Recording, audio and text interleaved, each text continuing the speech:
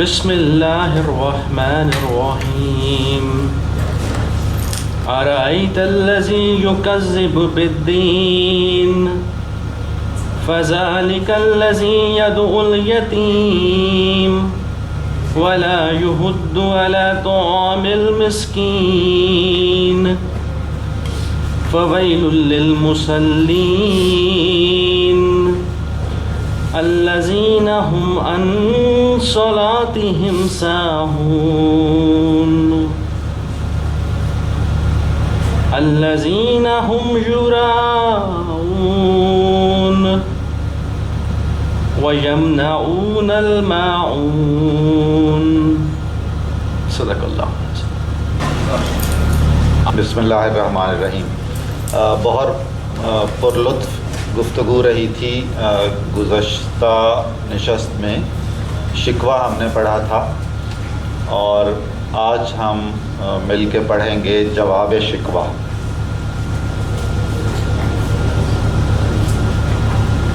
صفحہ 208 ہے اس کتاب میں.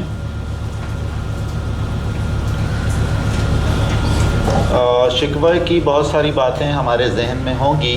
کچھ باتیں ہمیں یہاں سے بھی پتہ چل جائیں گی، یعنی جواب میں کچھ اثر اور رنگ سوالات کا بھی ہوگا یا ان شکووں اور شکایتوں کا بھی ہوگا. ہم یہ دیکھیں گے کہ اس نظم کا لب و لہجہ بے حد مشفقانہ ہمدردانہ ہے اور کہیں کہیں تنبیہ کا بھی رنگ اور اثر اس میں ہے.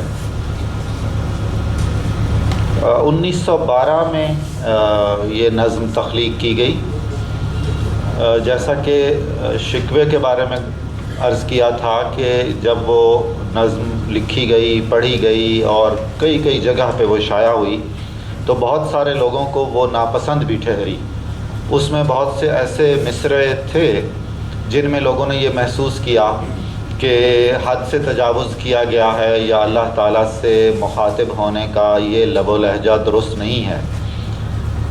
اسی سلسلے میں ایک دلچسپ بات یہ ہے، بہت سارے شاعروں نے شکوے ہی کی پیروی میں اس کے حق میں نظمیں لکھی اور بہت سارے لوگوں نے اس کے خلاف، یعنی اقبال کے خلاف اور ان کی نظم شکوہ کے خلاف بھی نظمیں لکھی. یہ ساری نظمیں ایک رسالے میں شائع کر دی گئی تھیں. بہت ہی اچھا ہو کہ اگر شکوہ، جواب شکوہ اور اس سارے سلسلے کے تحت جن لوگوں نے جو نظمیں لکھی تھیں ان سب کو اکٹھا کر کے چھاپ دیا جائے تاکہ یہ ایک تاریخی دستاویز کے طور پر موجود رہے. جواب شکوہ کے حوالے سے ایک اور نقطہ بالکل ذہن نشین ہونا چاہیے. موچی دروازے کے ایک جلسے میں علامہ اقبال نے یہ نظم پڑھی تھی. اردو کے کچھ نامور ناقدین نے جو اہل زبان تھے اور کراچی کے رہنے والے تھے، انہوں نے اقبال کا نام لیے بغیر یہ کہا تھا کہ بہت سارے شعراء موچی دروازے کی شاعری کرتے ہیں اور بہت بڑے شاعر بن جاتے ہیں یا ان کو بہت بڑا شاعر بنا دیا جاتا ہے. تو وہ اشارہ اسی جواب شکوہ کی طرف تھا جس کو پہلی دفعہ موچی دروازہ میں پڑھا گیا. ہمارا موقف اس سلسلے میں یہ ہے کہ یہ نہیں دیکھنا چاہیے کہ کہاں کہا گیا، کیا کہا گیا. اہم ترین بات یہ ہے کہ جو پیرایا اختیار کیا گیا ہے، یعنی اگر شاعری ہے تو شاعری اس معیار کی ہے یا نہیں، شاعری کے جو قواعد و ضوابط ہیں ان کی پیروی کی گئی یا نہیں، جو کچھ شاعر نے کہنا چاہا ہے وہ ٹھیک طریقے سے کہا گیا ہے یا نہیں، اور اس سے جن اثرات کی توقع کی جا رہی ہے وہ پورے ہوئے ہیں یا نہیں. میرا خیال ہے شاعری کا یہی ایک پیمانہ ہے. اس سے کوئی فرق نہیں پڑتا کہ وہ گلبرگ میں پڑھی گئی ہے یا موچی دروازے میں پڑھی گئی ہے. عوام میں مقبول ہونا بجائے خود ایک بہت بڑا معیار ہے شاعری کے اچھا ہونے کا بھی اور شاعری کا برا ہونے کا بھی. اگر ذوق عوام کسی بڑے شاعر کو اور اس کی کسی اعلیٰ درجے کی تخلیق کو سنتا ہے، سمجھتا ہے اور پسند کرتا ہے تو اس کا یہ مطلب نہیں ہے کہ اس کی تخلیق کا معیار گر گیا ہے، بلکہ ہمیں یہ سمجھنا اور سوچنا چاہیے کہ عوام الناس نے بہتر شعور کا اظہار کیا ہے. وہ جو ایک تند و تلخ تنقید کا جملہ تھا کہ موچی دروازے کے شعراء، اس کا پس منظر یہ ہے۔ دل سے جو بات نکلتی ہے اثر رکھتی ہے، پر نہیں طاقت پرواز مگر رکھتی ہے۔ ضرب المثل ہے، اکثر و بیشتر لوگوں کو یہ یاد ہے۔ فارسی میں کہا جاتا ہے کہ ہرچ از دل خیزت بر دل ریزت، جو دل سے نکلتا ہے وہ دل میں اترتا ہے۔ یہ اسی ضرب المثل کی بہترین اردو شاعرانہ ترجمہ ہے۔ یہ قدسی الاصل ہے، عربی میں تو رفعت کہیں گے، ویسے مجھے اجازت دیجیے میں اسے رفعت ہی کہوں۔ قدسی الاصل ہے، رفعت پہ نظر رکھتی ہے، خاک سے اٹھتی ہے، گردوں پہ گزر رکھتی ہے۔ عشق تھا فتنہ گرو سرکش و چالاک میرا، آسماں چیر گیا نالہ بے باک میرا۔ چند بند اس نظم کے ایسے ہیں کہ جس میں انہوں نے ربط قائم کیا ہے شکوہ سے، اور اس پر کچھ رائے زنی کی ہے، اور اس کے بعد جو جواب شکوہ ہے جو شاعر نے اللہ کی زبان سے کہلوایا ہے وہ اشعار بعد میں شروع ہوں گے۔ قدسی الاصل کا مطلب ہے فرشتہ خصلت یا فرشتہ نجات، قدسی فرشتوں کو کہتے ہیں۔ رفعت بلندی ہے، گردوں آسمان ہے۔ اگلا شعر جو ہم نے ابھی پڑھا ہے اس میں چالاک کا لفظ استعمال ہوا ہے، یہ اپنے اردو میں رائج مفاہیم میں استعمال نہیں ہوا بلکہ فارسی کے معنی میں ہوا۔ فارسی میں چالاک کا مطلب ہے چست، تیز، سبک خرام، ہلکا پھلکا اور بہت تیزی سے سفر کرنے والا۔ وہ جو اس میں منفی پہلو ایک ہے، غیر ضروری ہوشیاری یا ایسی سمجھداری جس کے نتائج بہرحال طے شدہ ہوں کہ منفی ہی ہوں گے، وہ یہاں مراد نہیں ہے۔ اپنے اس کلام کے بارے میں جو شکوے میں بیان ہوا ہے، اقبال کا یہ تبصرہ بہت ہی خوبصورت ہے کہ اس کی بنیاد عشق پر تھی، یعنی شکوے کی عمارت کھڑی ہوئی ہے اس عشق پہ جو شاعر کے دل میں تھا اللہ تعالیٰ کے لیے، اپنی قوم کے لیے، اور اس ساری صورتحال پر جو دردمندی انہوں نے محسوس کی اور جو دکھ درد محسوس کیا۔ یہ شعر اردو کے چند اچھے اشعار میں ہے۔ عشق تھا فتنہ گرو سرکش و چالاک میرا، آسماں چیر گیا نالہ بے باک میرا۔ آہ کا یا فریاد کا یا دعا کا آسمان تک پہنچنا ہماری روایت میں شامل ہے۔ اردو میں ایسا کوئی شعر میری نظر سے نہیں گزرا جس میں آسمان تک پہنچتی ہوئی دعا کی ایک تصویر بن گئی ہو، اور آپ اس میں یوں محسوس کریں گے کہ جیسے وہ کوئی نیزہ تھا جس کی انی نے آسمان کے پردے پھاڑ دیے اور وہاں جا پہنچا وہ شکوہ اور اس کی فریاد شاعر کی، جہاں سماعت ازلی اس کی منتظر ہے۔ پیر گردوں نے کہا سن کے کہیں ہے کوئی، وہ جو ڈرامائیت کی کیفیت میں نے عرض کیا تھا کہ اقبال کی بعض نظموں میں محسوس ہوتی ہے بڑی مہارت اور فنکاری کے ساتھ، اور اس میں مکالمے ہیں بہت خوبصورت۔ یہ منظر کشی ہو رہی ہے کہ جناب جب وہ شکوہ وہاں پہنچا اور وہ فریاد پہنچی تو اب وہاں عالم بالا میں کیا منظر ہے۔ آسمان نے کہا کہ یہ آواز کہیں سے آ رہی ہے، کوئی ہے، کہیں ہے۔ بولے سیارے سر عرش بری ہے کوئی، سیاروں کو اپنی پڑ گئی اور انہوں نے کہا کہ یہ جو شکوہ کر رہا ہے، داد و فریاد دے رہا ہے، یہ تو عرش پہ پہنچا ہوا ہے، عرش سے آ رہی آواز۔ اس کا مطلب یہ ہوا کہ کائنات کے ذرے ذرے میں روح شاعر سرایت کر گئی ہے، اور اس کا شکوہ اب پوری کائنات کا شکوہ ہے، اس کا انفرادی معاملہ نہیں ہے بلکہ اس کی اجتماعی حیثیت مسلم ہو گئی ہے۔ اور یوں ہے جیسے کوئی اجنبی اور نامانوس اور نامناسب آوازیں آ رہی ہوں تو ہر کوئی پریشان ہو کر دیکھنے لگتا ہے کہاں ہے، کدھر گیا، یہاں تھا، ادھر ہے، کیا سارائیاں ہونے لگتی ہیں۔ یہ جو ڈرامائیت کا عنصر ہے وہ اس بند میں بہت ہی ماہرانہ انداز میں بیان ہوا۔ چاند کہتا تھا نہیں اہل زمیں ہے کوئی، کہکشاں کہتی تھی پوشیدہ یہیں ہے کوئی۔ کچھ جو سمجھا میرے شکوے کو تو رضواں سمجھا، مجھے جنت سے نکالا ہوا انسان سمجھا۔ رضواں وہ فرشتہ جو جنت پر معمور ہے اس کو رضوان کہتے ہیں۔ تھی فرشتوں کو بھی حیرت کہ یہ آواز ہے کیا، عرش والوں پہ بھی کھلتا نہیں یہ راز ہے کیا، تا سرے عرش بھی انسان کی تگ و تاز ہے کیا، آ گئی خاک کی چٹکی کو بھی پرواز ہے کیا۔ بہت زبردست طنزیہ لہجہ ہے۔ غافل آداب سے، آداب اس کو کر لیجئے، آباد لکھا ہوا ہے غلطی سے، غافل آداب سے سکان زمیں کیسے ہیں، شوخ و گستاخ یہ پستی کے مکیں کیسے ہیں۔ ہم دیکھ رہے ہیں کہ کائنات کے اور خصوصاً عالم بالا کے دوسرے مظاہر نے جب کوئی تبصرہ کیا ہے تو ان کے لب و لہجے میں کوئی طنز کی کاٹ نہیں ہے۔ اب جب فرشتوں کی باری آئی اور انہوں نے کیا سارائیاں کیں اور کسی حد تک نتیجے پہ پہنچ گئے کہ یہ کسی انسان کی آواز ہے، تو ایک تلخی کا شائبہ ان مصروں میں ہمیں ملتا ہے۔ اس کا سبب یہ ہے کہ جب تخلیق آدم ہوئی تھی تو فرشتوں نے اختلاف رائے ایک طرح سے بڑے ادب اور احترام سے پیش کی تھی، اور قرآن میں ہے کہ فرشتوں نے کہا تھا کہ آپ اس کی تخلیق کریں گے تو یہ زمین میں خون بہائے گا، فتنہ انگیزی کرے گا، اور بہتر یہ ہے کہ آپ اس کی تخلیق نہ کریں۔ تو اللہ نے فرمایا تھا کہ جو کچھ میں جانتا ہوں وہ تم نہیں جانتے، اور وغیرہ وغیرہ۔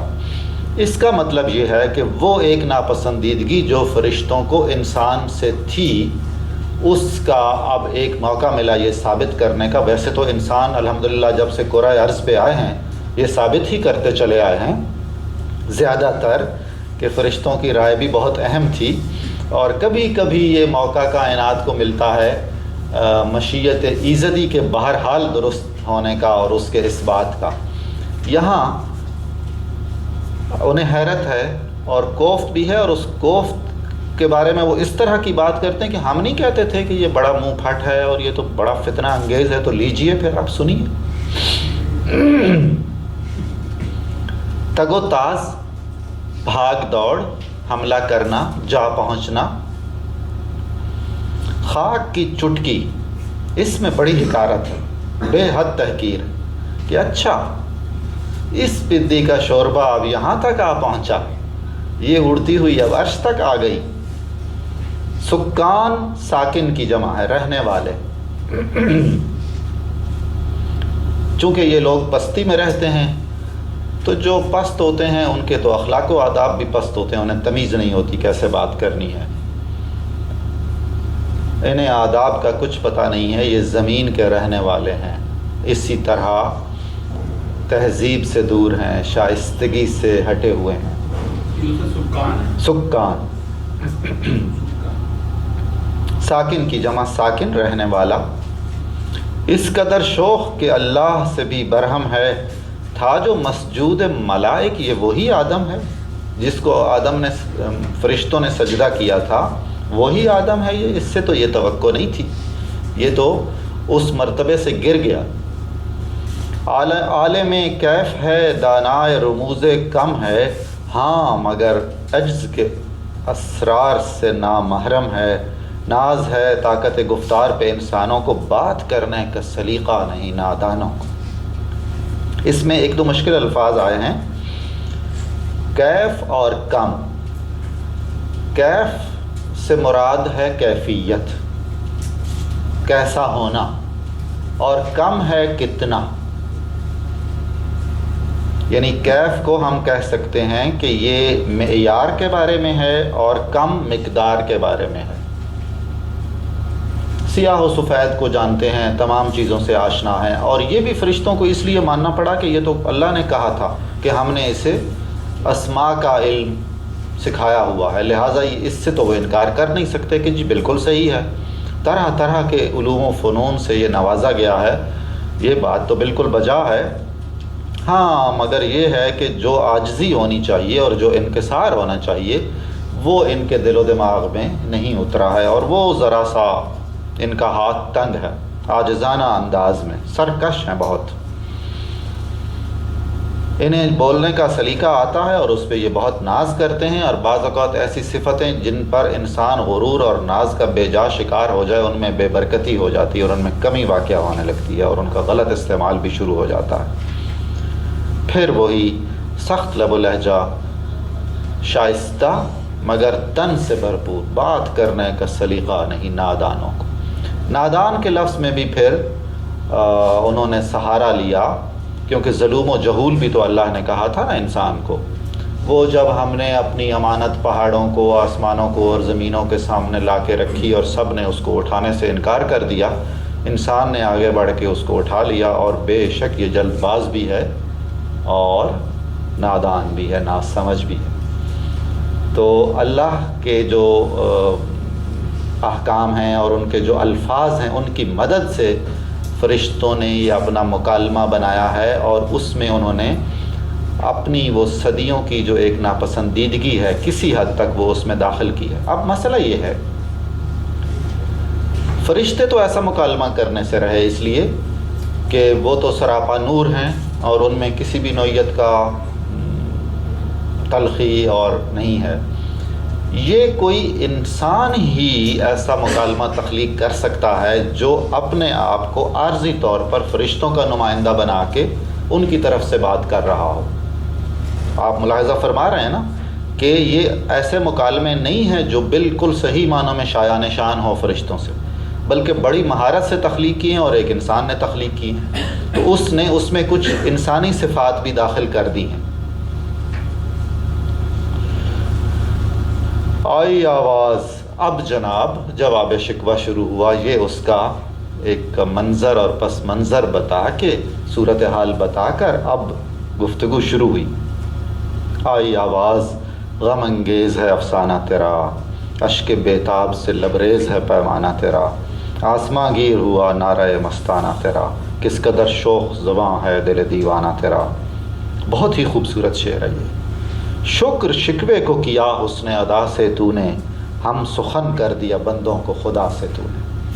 پوری انسانیت کی نمائندگی کرتے ہوئے اور پوری امت مسلمہ کے ایک ایک فرد کے دل کی آواز بن کے آپ نے شکوہ کیا جو ہم تک پہنچا، اور ایک طرح سے آپ کی یہ کاوش قابل تحسین ہے کہ آپ نے شکوہ بالکل اسی پیمانے اور اسی معیار کے مطابق کیا جیسا کہ اس کا حق تھا، اور اس نوعیت کا شکوہ اگر کیا جائے تو وہ شکر ہوتا ہے اور وہ حمد اور ستائش ہوتی ہے۔ یہ بہت بڑا خراج تحسین ایک طرح سے اللہ عطا کر رہا ہے شاعر کو۔ اس کا مطلب یہ ہے کہ شاعر کے دل میں اور اس کے شعور میں یہ بات ہے کہ اس نے جو شکوہ کیا ہے وہ تو ایک دائرہ ادب سے خارج نہیں ہے، اور اس کا مقصود کسی بھی نوعیت کی گستاخی نہیں ہے۔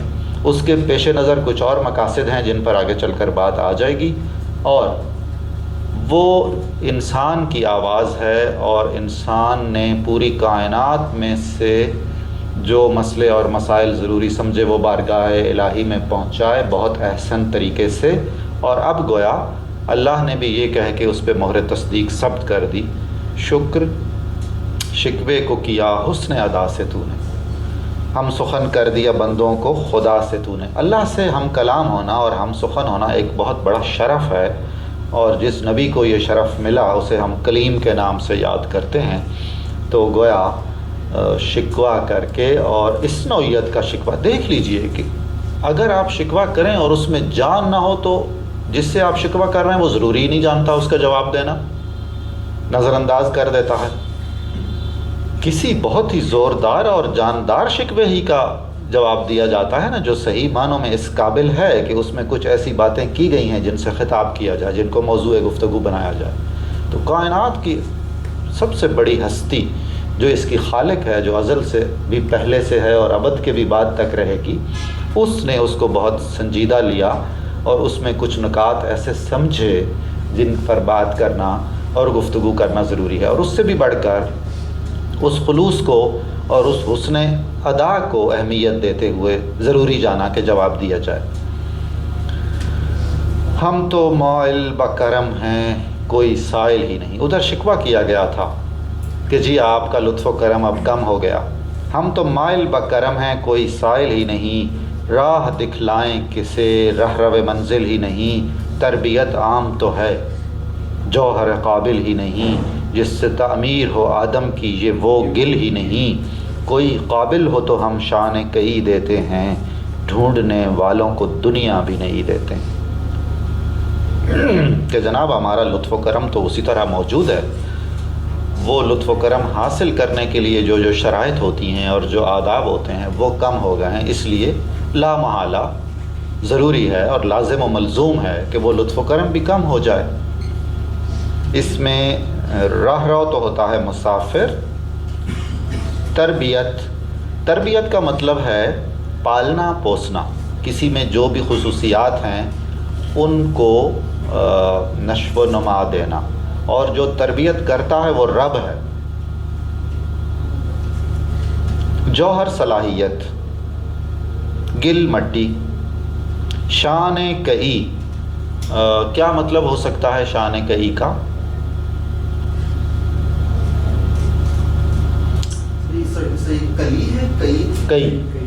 کئی ایران کے بادشاہوں کا لقب ہے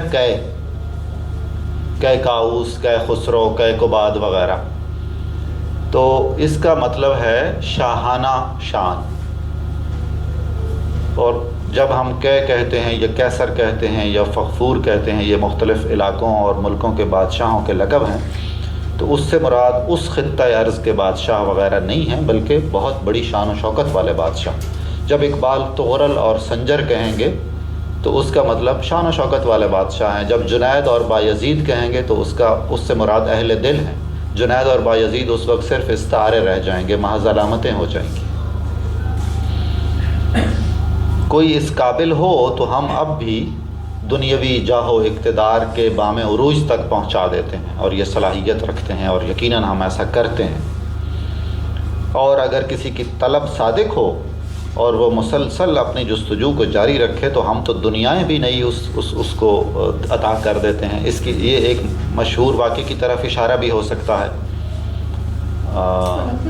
جی ہاں، کیا آپ اس سے متفق ہیں کہ کولمبس کو ایسا کام نہیں کرنا چاہیے تھا؟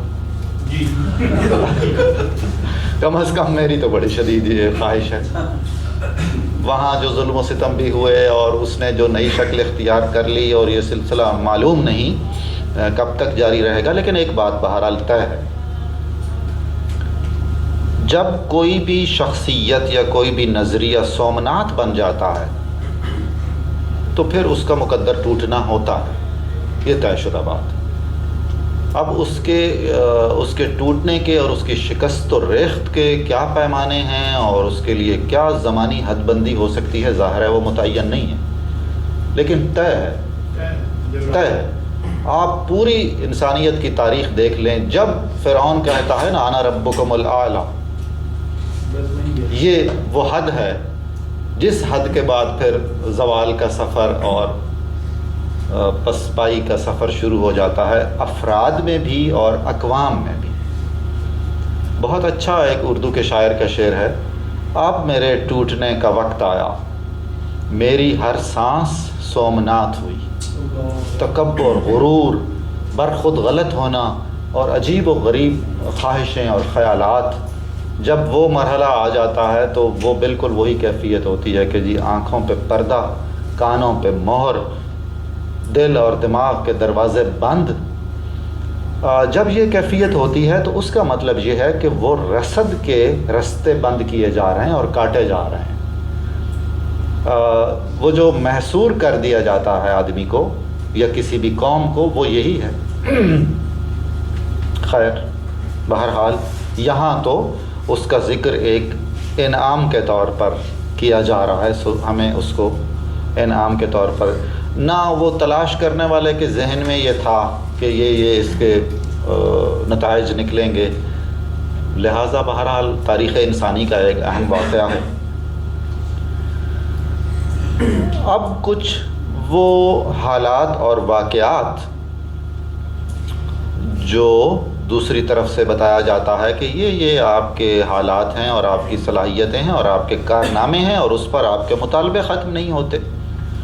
ہاتھ بے زور ہیں، الحاد سے دل خوگر ہیں، امتی، اس کے آخر میں بھی ایک یہ ہوگی، امتی باعث رسوائی پیغمبر ہیں، بت شکن اٹھ گئے، باقی جو رہے بت گر ہیں، تھا، اس کو بھی تھا کرنا پڑے گا، تھا براہیم پدر اور پسر آزر ہیں، بادا شام نئے بادا نیا خم بھی نئے، حرم کعبہ نیا بت بھی نئے تم بھی نئے۔ اس میں کوئی مشکل لفظ ہے؟ جی، الحاد لا دینی، جس میں الحاد ہو اس کو ملحد کہا جاتا ہے۔ خوگر کا مطلب ہے عادی۔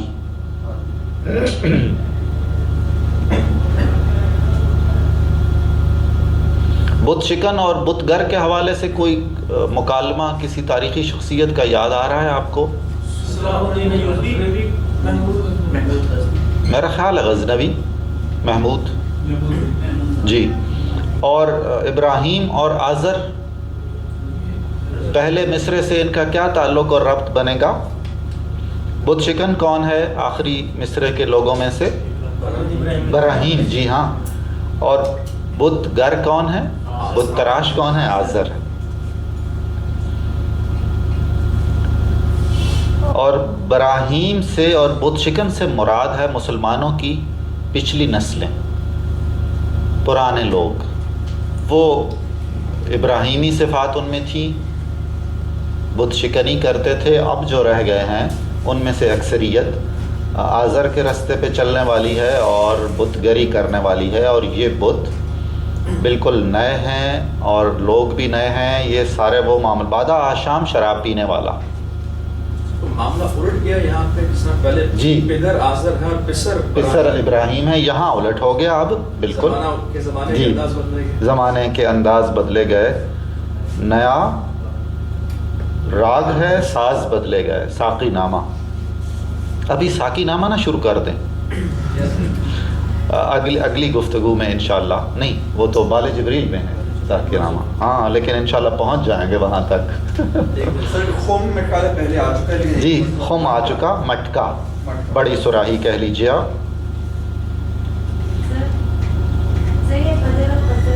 پدر باپ، پسر بیٹا۔ فارسی میں پے اور فے آپس میں بدلتے رہتے ہیں، ایک دوسرے کی جگہ لیتے رہتے ہیں۔ اب آپ پدر میں، اس کا پرانا تلفظ ہے پدر، آپ فارسی والے اس کو پے کی زیر سے بولتے ہیں۔ تاجکستان میں جو فارسی بولی جاتی ہے وہاں اب بھی پدر کہا جاتا ہے۔ اب پے کو فے سے بدلیے، پہنچ گئے اس زبانوں کے اس دور میں جہاں ان میں آپس میں کافی لین دین ہوا تھا۔ وہ بھی دن تھے کہ یہی مایا رعنائی تھا، رعنائی خوبصورتی، مایا سرمایہ، مایا نازش موسم گل لالۂ صحرائی تھا، جو مسلمان تھا اللہ کا سودائی تھا، کبھی محبوب تمہارا یہی ہر جائی تھا۔ بہت ہی خوبصورت ہے شکوے کا، اتنا خوبصورت جواب شکوہ جس میں رومانویت ہے، جس میں عشق ہے، جس میں اپنائیت ہے، اور شدید ناراضگی بھی موجود ہے۔ ناراضگی میں غلط بول رہا ہوں، ناراضی۔ آپ کے ذہن میں ہوگا بہت بڑا ایک گستاخانہ لفظ، لیکن اگر محبت کی آنکھوں سے دیکھا جائے تو بہت ہی بڑی اپنائیت کا لفظ استعمال کیا گیا تھا شکوے میں، ہر جائی، بات کہنے کی نہیں تو بھی تو ہر جائی، بات کہنے کی نہیں تو بھی تو ہر جائی ہے۔ اتنی بڑی بات، اتنی بڑی، کبھی ہم سے کبھی غیروں سے شناسائی ہے، بات کہنے کی نہیں تو بھی تو ہر جائی ہے۔ اس کا جواب ہے کہ اب آپ کو یاد آ گیا کہ ہم ہر جائی ہیں، ہم جیسے بھی ہیں کبھی آپ کے محبوب رہے ہیں، اسی ہر جائی سے آپ محبت کرتے آئے ہیں نسل در نسل، اور اگر اب ہم ہر جائی ہیں اور ہم آپ کو پسند نہیں ہیں تو کسی یکجائی کو ڈھونڈ لیجئے جو صرف آپ کا ہو کے رہے۔ ہر جائی اور یکجائی، یہ یکجائی بالکل اس مفہوم میں نیا لفظ ہے۔ ٹھیک ہے، آپ محبوب تبدیل کر لیجئے، ہم اگر ہر جائی ہیں تو ایسا کوئی تلاش کر لیجئے جو صرف ایک ہی سے وابستہ ہو۔ یعنی وہ جو مسلمانوں کی پہلی نسلیں تھیں وہی حسن و جمال کا ذریعہ تھیں، اور سراپا حسن و جمال تھیں، اچھی تھیں، بجائے خود محبوب تھیں، ان میں اتنی صفات تھیں۔ وہ صحرا میں کھلے ہوئے لالا تھے اور لگتا تھا کہ انہی کے دم کا دم سے بہار ہے، بہاروں کا موسم انہی کے مرہون منت ہے۔ اور جو بھی مسلمان ہوتا تھا اس کے دل میں اللہ کی محبت اور اس کی طرف رغبت ہوتی تھی، اور اس کا نتیجہ یہی نکلتا تھا کہ وہ جس کو آج آپ ہرجائی کہہ رہے ہیں منہ بھر کے، وہی آپ کا محبوب تھا۔ اب آپ ایسا کر لیجئے، پہلے مصرے میں جو میں نے عرض کیا کہ انتہائی خوبصورتی اور تعلق خاطر کا اظہار ہے، اور دوسرے میں ایک بہت اہم نقطے کی طرف اشارہ ہے، یعنی اس سے بڑا کوئی جرم نہیں ہو سکتا ہے اور تعلیمات کو مسخ نہیں کیا جا سکتا کہ آپ امت احمد مرسل کو مقامی کر لیں، اسے مختلف دائروں میں سمیٹ لیں۔ وہ جو آفاقی ہے اور کائناتی ہے اس کو آپ سمیٹ لیں گے تو یہ اس کے ساتھ ناانصافی ہے، اور یہ ایسا جرم ہے جو قطعاً ناقابل معافی ہے۔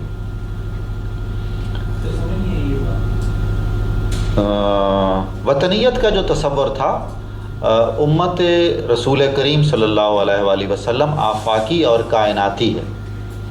اگر وہ جغرافیائی حدوں میں یا قومی اور نسلی گروہوں میں بٹ جائے گی اور آپ لوگ ایسا اعتقاد رکھیں گے تو پھر غلط ہوگا بات، کیونکہ وہ تو دین مساوات ہے اور دین کائنات ہے۔ کس قدر تم پہ گراں اب آہستہ آہستہ آہستہ آہستہ، بہت ہی، یعنی جس نے سلیقے کو تخلیق کیا ہے، جو خالق شائستگی ہے، اس سے بہتر کون بات کرے گا۔ کس قدر تم پہ گراں صبح کی بیداری ہے، ہم سے کب پیار ہے، ہاں نیند تمہیں پیاری ہے، تب اے آزاد پہ قید رمضاں بھاری ہے، تم ہی کہہ دو یہی آئین وفاداری ہے، آپ خود ہی انصاف کر لیجئے۔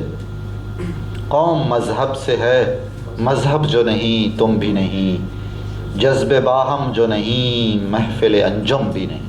انجم ستارے، جذب باہم ایک دوسرے کی کشش، جذب باہم جو نہیں محفل انجم بھی نہیں، یعنی ستاروں کی محفل ایک دوسرے کی کشش سے قائم ہے۔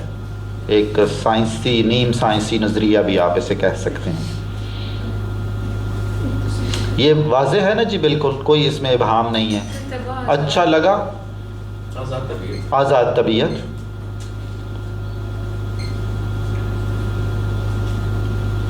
کہ جو آپ اپنی وفاداریوں کے دعوے کر رہے تھے تو آپ کی وفاداریاں یہی ہیں، یہ چند ثبوت پیش کیے جا رہے ہیں اس محبت کے اور عشق کے اور وفاداری کے جو آپ کی طرف سے ہمیں موصول ہوتا رہتا ہے۔ طبی آزاد کا آپ انگریزی میں ترجمہ کریں گے؟ وہ تو آپ ہی کریں گے، میرا نہیں خیال۔ جی ہاں، یعنی آپ احکام کے پابند نہیں ہیں اور آزاد رہنا چاہتے ہیں، کسی بھی قید میں نہیں آنا چاہتے، اور رمضان میں روزے رکھنا آپ کی طبع نازک پہ گراں گزرتا ہے، آپ کا وزن کم ہوتا ہے، آپ بیمار ہو سکتے ہیں۔ رمضان میں روزوں کے کانٹیکس میں؟ ہاں جی بالکل، اور تو رمضان کی کوئی قید نہیں ہے، تراویح والی ہے اور اس میں بھی بہت ساری سہولتیں ہیں۔ اس سے مراد روزے ہیں، یعنی آپ روزے نہیں رکھتے، اور وہ اتنی بڑی عبادت ہے جس کے بارے میں کہا گیا کہ وہ میرے لیے ہے اور اس کی جزا میں ہی ہوں۔ روزہ میرے لیے ہے اور میں ہی اس کی جزا ہوں۔ الصوم لی، یہ بہت ہی خوبصورت ہے، الصوم لی۔ عربی جاننے والے اگر حضرات ہوں تو اس کو کہتے ہیں کہ انتہائی خاص کر دینا کسی چیز کو، تخصیص، خالصتاً میرا ہے یہ، تو یہ معاملہ جو ہے روزے والا، اور یہ اتنا بڑا معاملہ ہے کہ اس کی جزا میں اگر میں خود نہ ہوں تو پھر جزا کا حق ادا نہیں ہوتا، اور تمہارے لیے یہ کٹھن ہو گیا، مشکل ہو گیا۔ تمام انبیاء پہ قرآن میں ہے کہ ان کی امتوں پہ روزے فرض رہے، اور روزہ بہت شدید موسموں میں، چاہے وہ سردی ہو اور چاہے گرمی ہو، اتنی ہی اس کی زیادہ فضیلت بھی ہے۔ سید عبد القادر جیلانی کا اسم گرامی آپ نے سنا ہوا؟ ان کی ایک نظم ہے عربی جس کو قصیدہ غوثیہ کہا جاتا ہے، جو ان کا سلسلہ قادریہ ہے اور دوسرے صوفی سلسلے ہیں ان میں بطور وظیفہ بھی وہ پڑھا جاتا ہے. اس میں ایک شعر کا مطلب یہ ہے کہ جو میرے ساتھ اٹھتے بیٹھتے ہیں، مجھ سے محبت رکھتے ہیں، وہ شدید سخت گرمیوں میں بھی ہمیشہ روزے سے رہتے ہیں.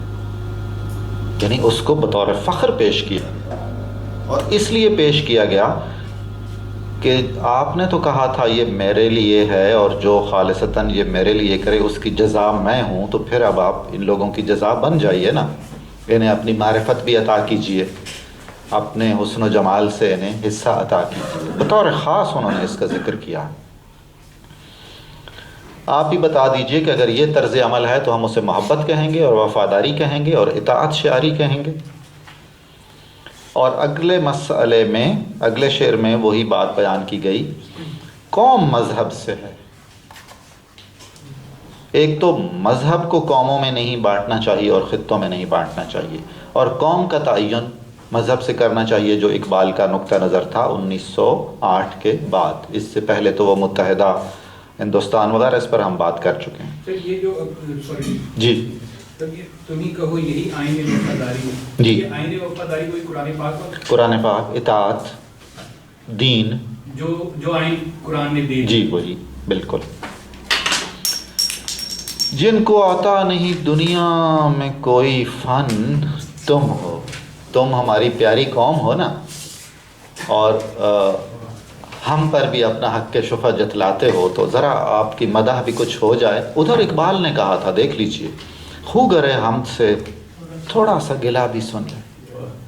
یہ کہہ کے اقبال نے پھر کسر کوئی نہیں چھوڑی تھی. اب ادھر بھی وہی، جن کو آتا نہیں دنیا میں کوئی فن، تم ہو.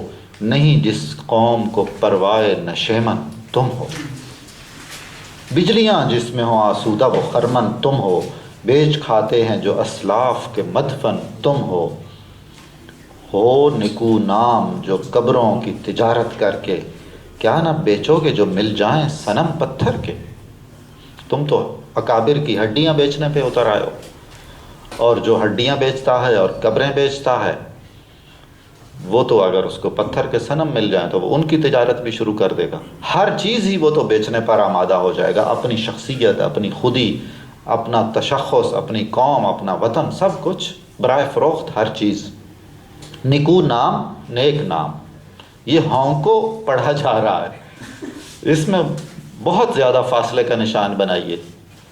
ہو نکو نام. اس میں جو اوپر بیچ کھاتے ہیں جو اسلاف المدفن، جی ہاں، اس میں کس طرح اشارہ کیا ہے؟ اس میں ایک تو ظاہری مطلب اس کا یہ ہے کہ آپ اسلاف کی تعلیمات پر تو عمل نہیں کرتے ہیں، اس طرح کے اخلاص کے مرتبے تک تو نہیں پہنچتے ہیں، ان کے نام کو استعمال کرتے ہیں. اور یہ اشارہ بھی ہو سکتا ہے کہ خانقاہیں یا بزرگان دین کی جو مزارات ہیں، ان کی تعلیمات تو درکنار رہ گئیں، وہ تو زیر بحث ہی نہیں ہے. اب معاملہ محض دنیاوی لین دین کا رہ گیا، وہ ایک تجارت بن گئی، وہ خلوص کا سودا نہیں رہا. اور دوسری بات بڑی اہم وہ یہ ہے کہ اب آپ ان کا محض نام لیتے ہیں اور اس نام پر آپ بلیک میل کرتے ہیں، جبکہ آپ میں تو وہ کوئی صفت ہی نہیں ہے. ہم کہیں جی کہ ہم حضرت عمر اور حضرت علی کے جانشین ہیں تو کمال ہے، ہم نے یہ بھی کیا. ادھر تھا نا یہی معاملہ کہ آپ بتائیے خیبر کس نے اکھاڑا، فلاں کس نے کیا، فلاں کس نے کیا. وہ ساری باتیں کی گئی تھی نا.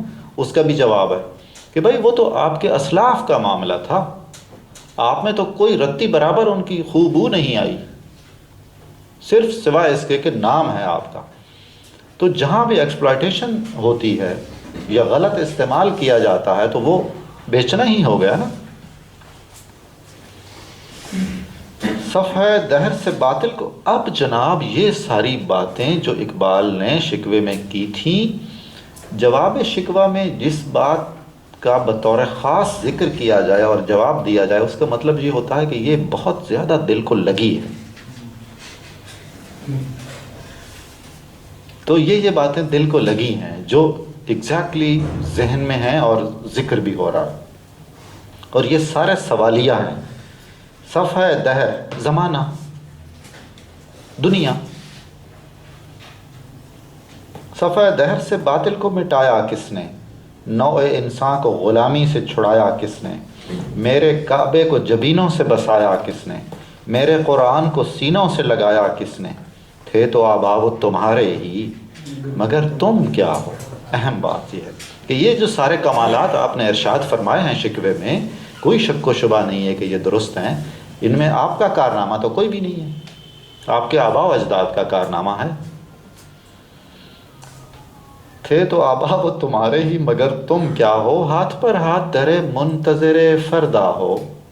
بے عمل ہو، محنت اور کوشش نہیں کرتے، اور تقدیر اور توکل کا غلط مفہوم لے کر ہاتھ پہ ہاتھ دھر کے بیٹھے ہو. جو ہونا ہوگا ہو جائے گا، جو اللہ نے چاہا.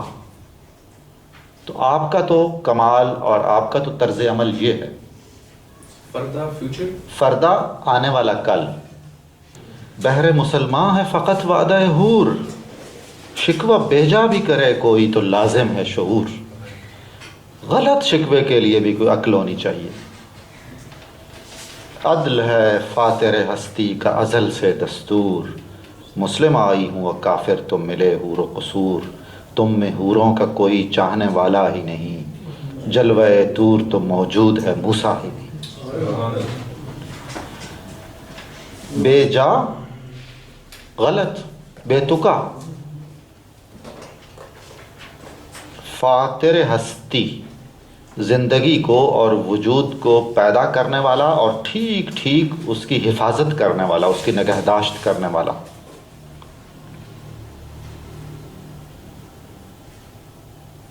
ازل ہمیشہ سے. جی ازل ہمیشہ. وہ جو ہمارے سمجھ بوجھ کے مطابق کائنات کا یا زمانے کا نقطہ آغاز ہے وہ ازل ہے، اور ہماری سمجھ بوجھ کے مطابق زمانے کا جو نقطہ اختتام ہے اور وقت کا وہ ابد. ازل کی جمع آزال ہے اور ابد کی جمع آباد ہے، ابد الآباد.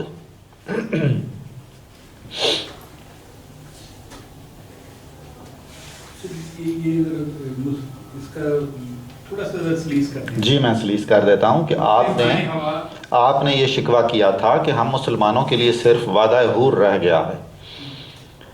تو اصل میں فرمایا یہ جا رہا ہے کہ یہ بات کرنے کے لیے بھی آپ کو نہ صرف مکمل منہ دھونا چاہیے تھا بلکہ بہتر تھا آپ پورے کے پورے نہا لیتے.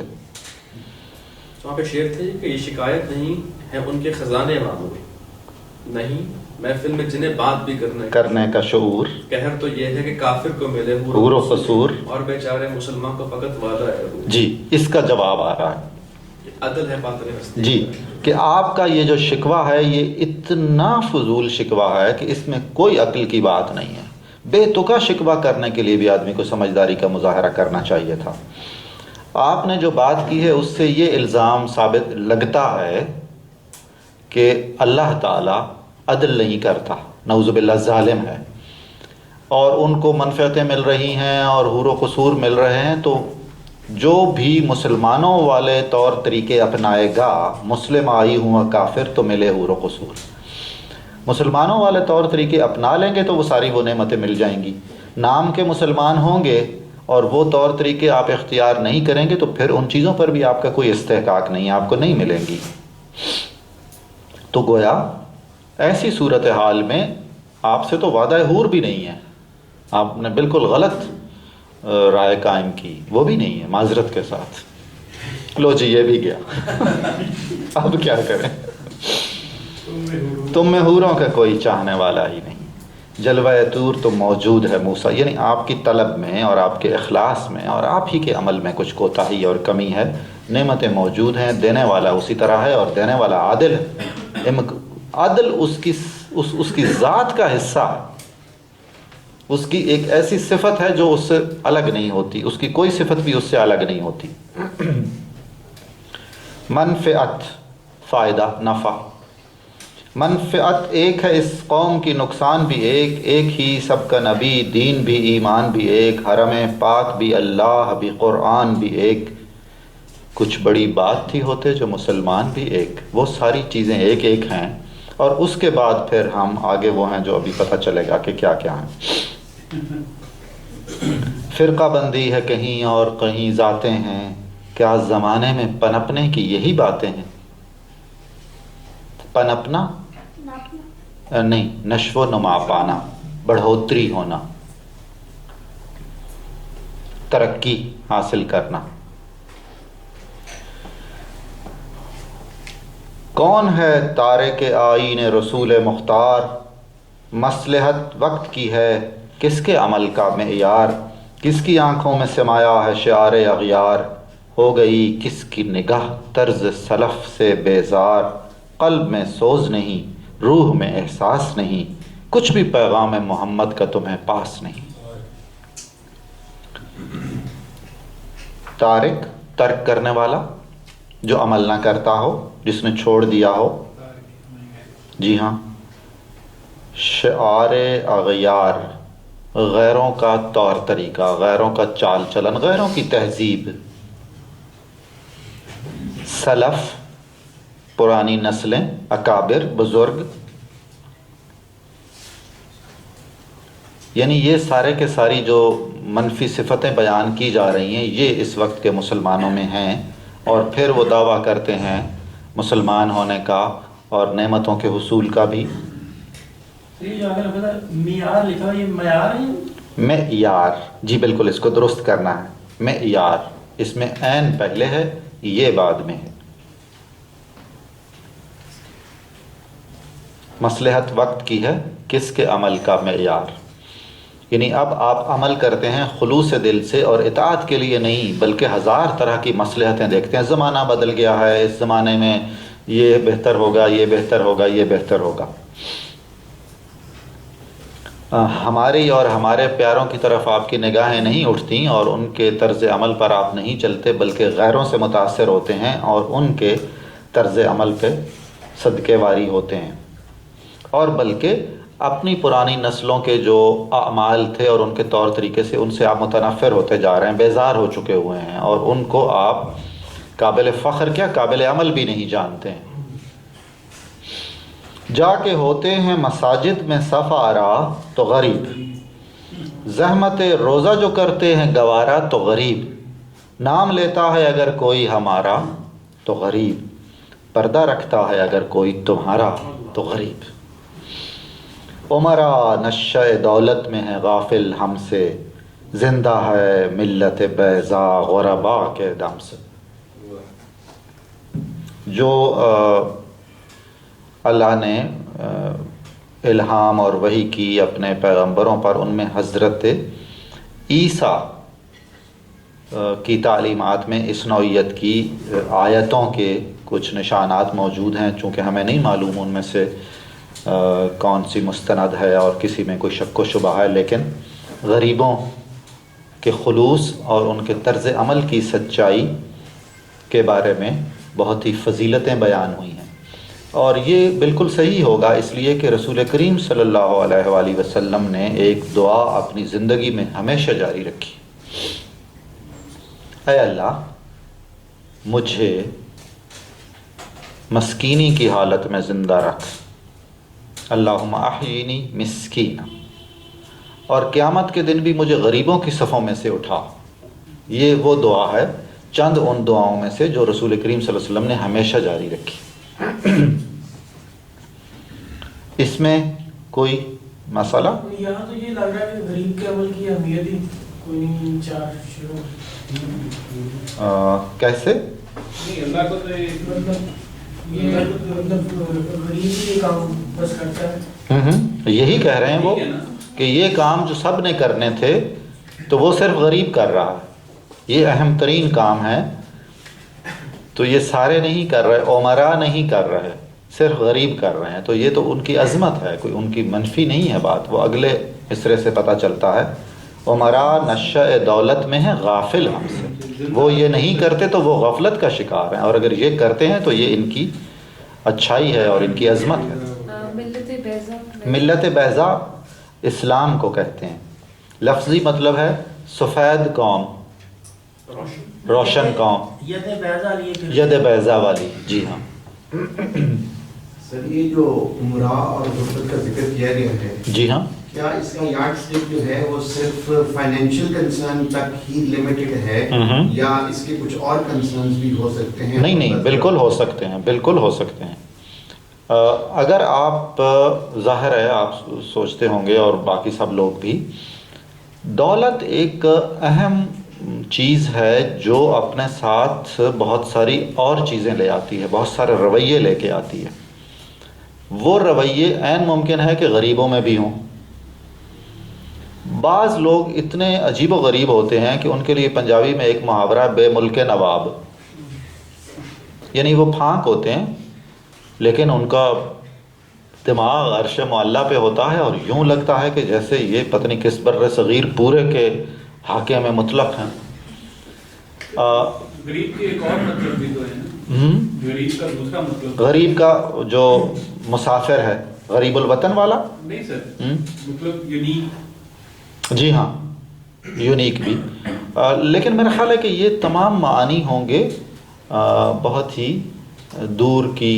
یا مطلب تو رسول کریم صلی اللہ علیہ وسلم کی ایک اور حدیث ہے، شاید اس سے ہمیں کامیاب کے لیے بھی کم، جی بالکل، وہ تمام معنی ہیں. غریب نادر کے معنوں میں بھی استعمال ہوتا ہے، غریب الوطن یعنی کہ مسافر کے لیے بھی استعمال ہوتا ہے. اور اس سلسلے میں ایک حدیث ہے، میں آپ کی خدمت میں عرض کرتا ہوں، کن فی دنیا میں یوں رہو کأنک غریب، جیسے تم ایک مسافر ہو. یہاں پہ ختم نہیں ہو رہی، او عابر السبیل، یا جیسے تم رستے پہ چلے جا رہے ہو. آپ اندازہ کر لیجئے ایک مسافر کہیں جاتا ہے تو وہ کس طرح رہتا ہے اور اس کا کیا انداز اختیار کرتا ہے. اس میں پھر کہیں اس نے سستانا ہے، کہیں آرام کرنا ہے، 4 دن ٹھکانہ کرنا ہے.